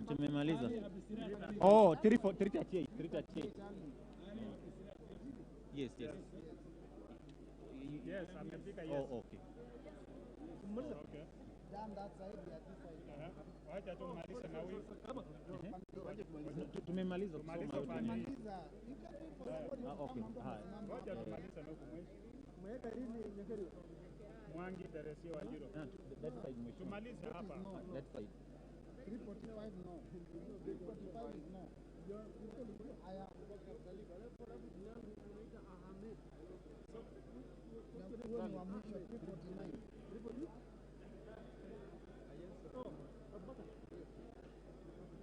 Amesema yes. No.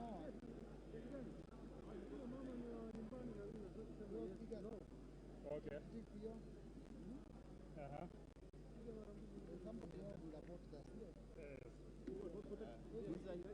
Haya, finish na huyu. Maliza na huyu. Kabla hujatoka hii page ya nominated. Arune.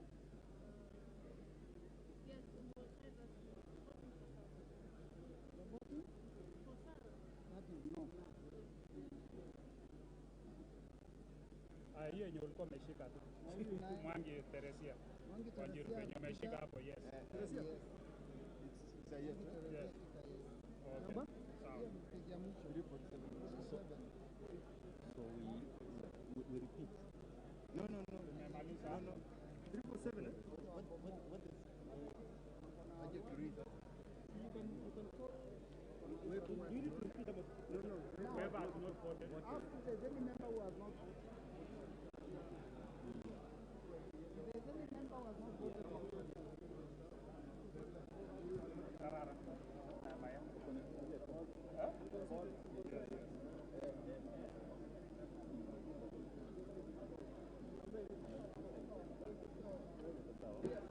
Order, honorable members, order.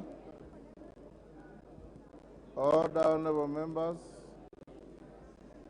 According to our clerk, everybody has voted. But if there's any member who has not been called out to come and vote,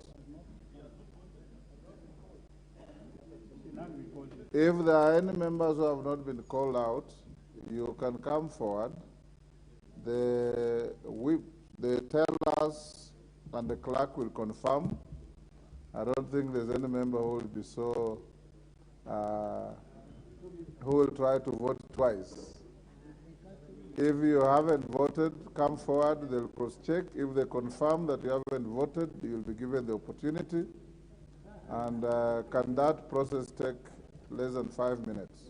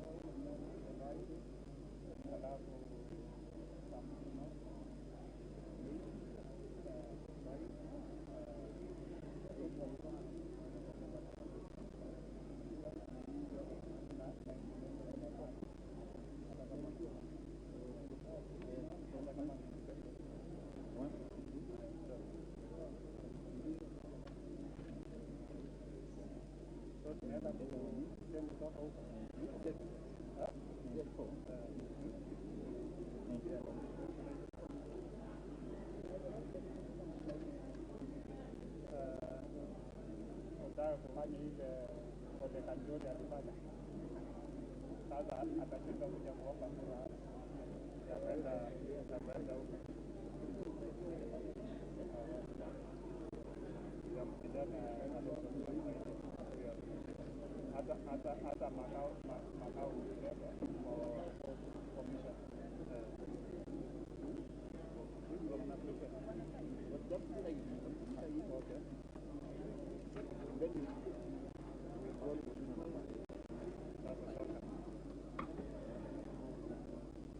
Tuna sign wapi hapa?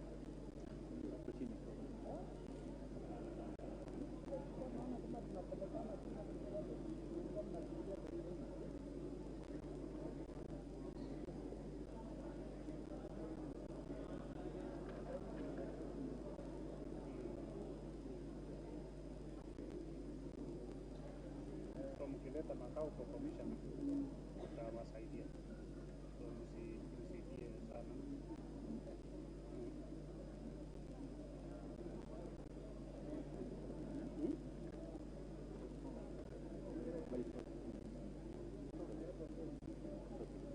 So we go with this one. Yeah. Okay. Kuja my name.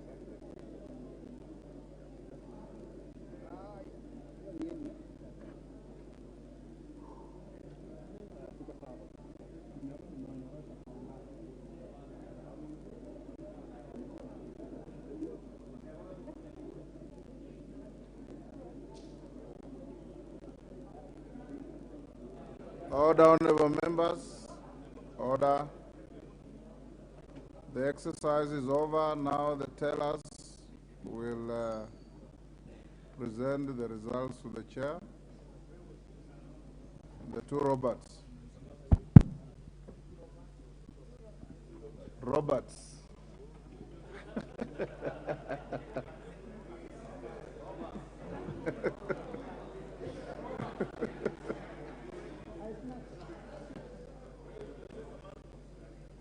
Honorable Speaker, the results of the voting on the special motion on appointment of the Clerk of the National Assembly results are as follows.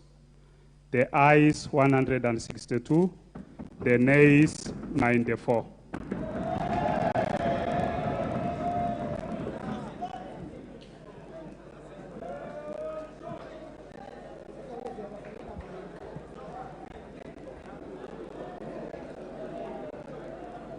Order, honorable members.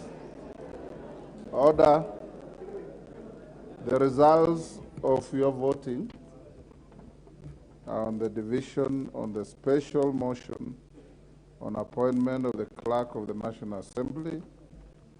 The ayes 162, the noes 94, abstentions 0. The ayes have it.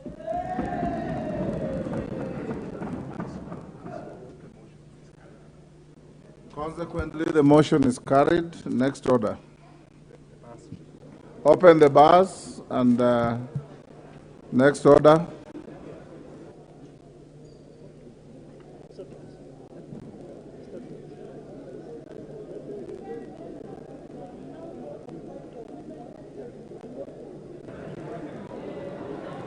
Statement, sir.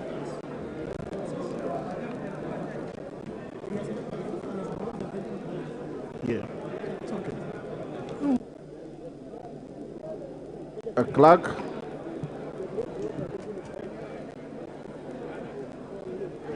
Kirui.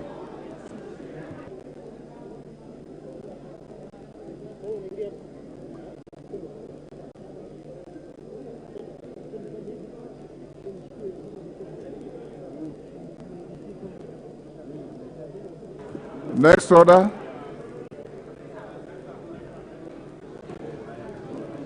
Statement on the legislative proposal to amend the Constitution under the Standing Order 114.7a. Pardon? Yes, the Honorable T.J. Kajwang. Mr. Speaker, we have successfully gone through a very exacting exercise, which is very important to this House, and I thank you for guiding us. The order that we are going to step on is equally taxing. Extremely. And some of us had researched and made ourselves ready that we would contribute positively in a way that would add value to the debate. Could I ask, Mr. Speaker, without,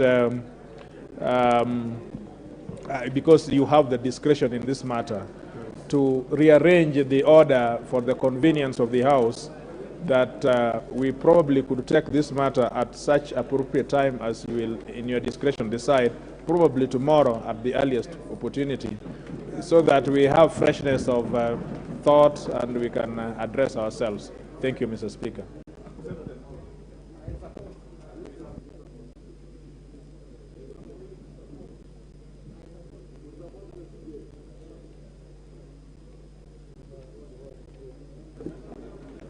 Honorable members, order. Order, honorable members, order. The Honorable TJ Kajwang has raised an issue concerning the next order. And as your speaker, I don't find the request unreasonable. I consequently accede to the request that having gone through the election, the motion on the appointment of the clerk of the House, and I want to take this opportunity to thank members for the decorum and reasonable conduct that you have exhibited. The initial excitement that was exhibited in the House has settled down, and you have conducted yourself in a most commendable manner. I want to say congratulations, members. And this is how a business should be. It matters not how strongly we feel. Our action should be through a vote for yes or no. And at no time should we, and I urge all of us, conduct ourselves in any manner that lowers the bar on our status as honorable representatives of the people of Kenya. Because those people out there in their millions have surrendered their authority to you to come to this house. And it will be a sad day for our country if your voters out there see us conducting ourselves in any manner other than what we have done today. Consequent upon the request by the honorable member for Kahawa, Ruaraka, my distinguished learned junior, I want to advise the Honorable Gishimu and the Honorable Mole that your debate will start tomorrow at 2:45, and consequent upon that, the House will stand adjourned now until tomorrow, the 2nd of November, 2022, at 9:30 a.m.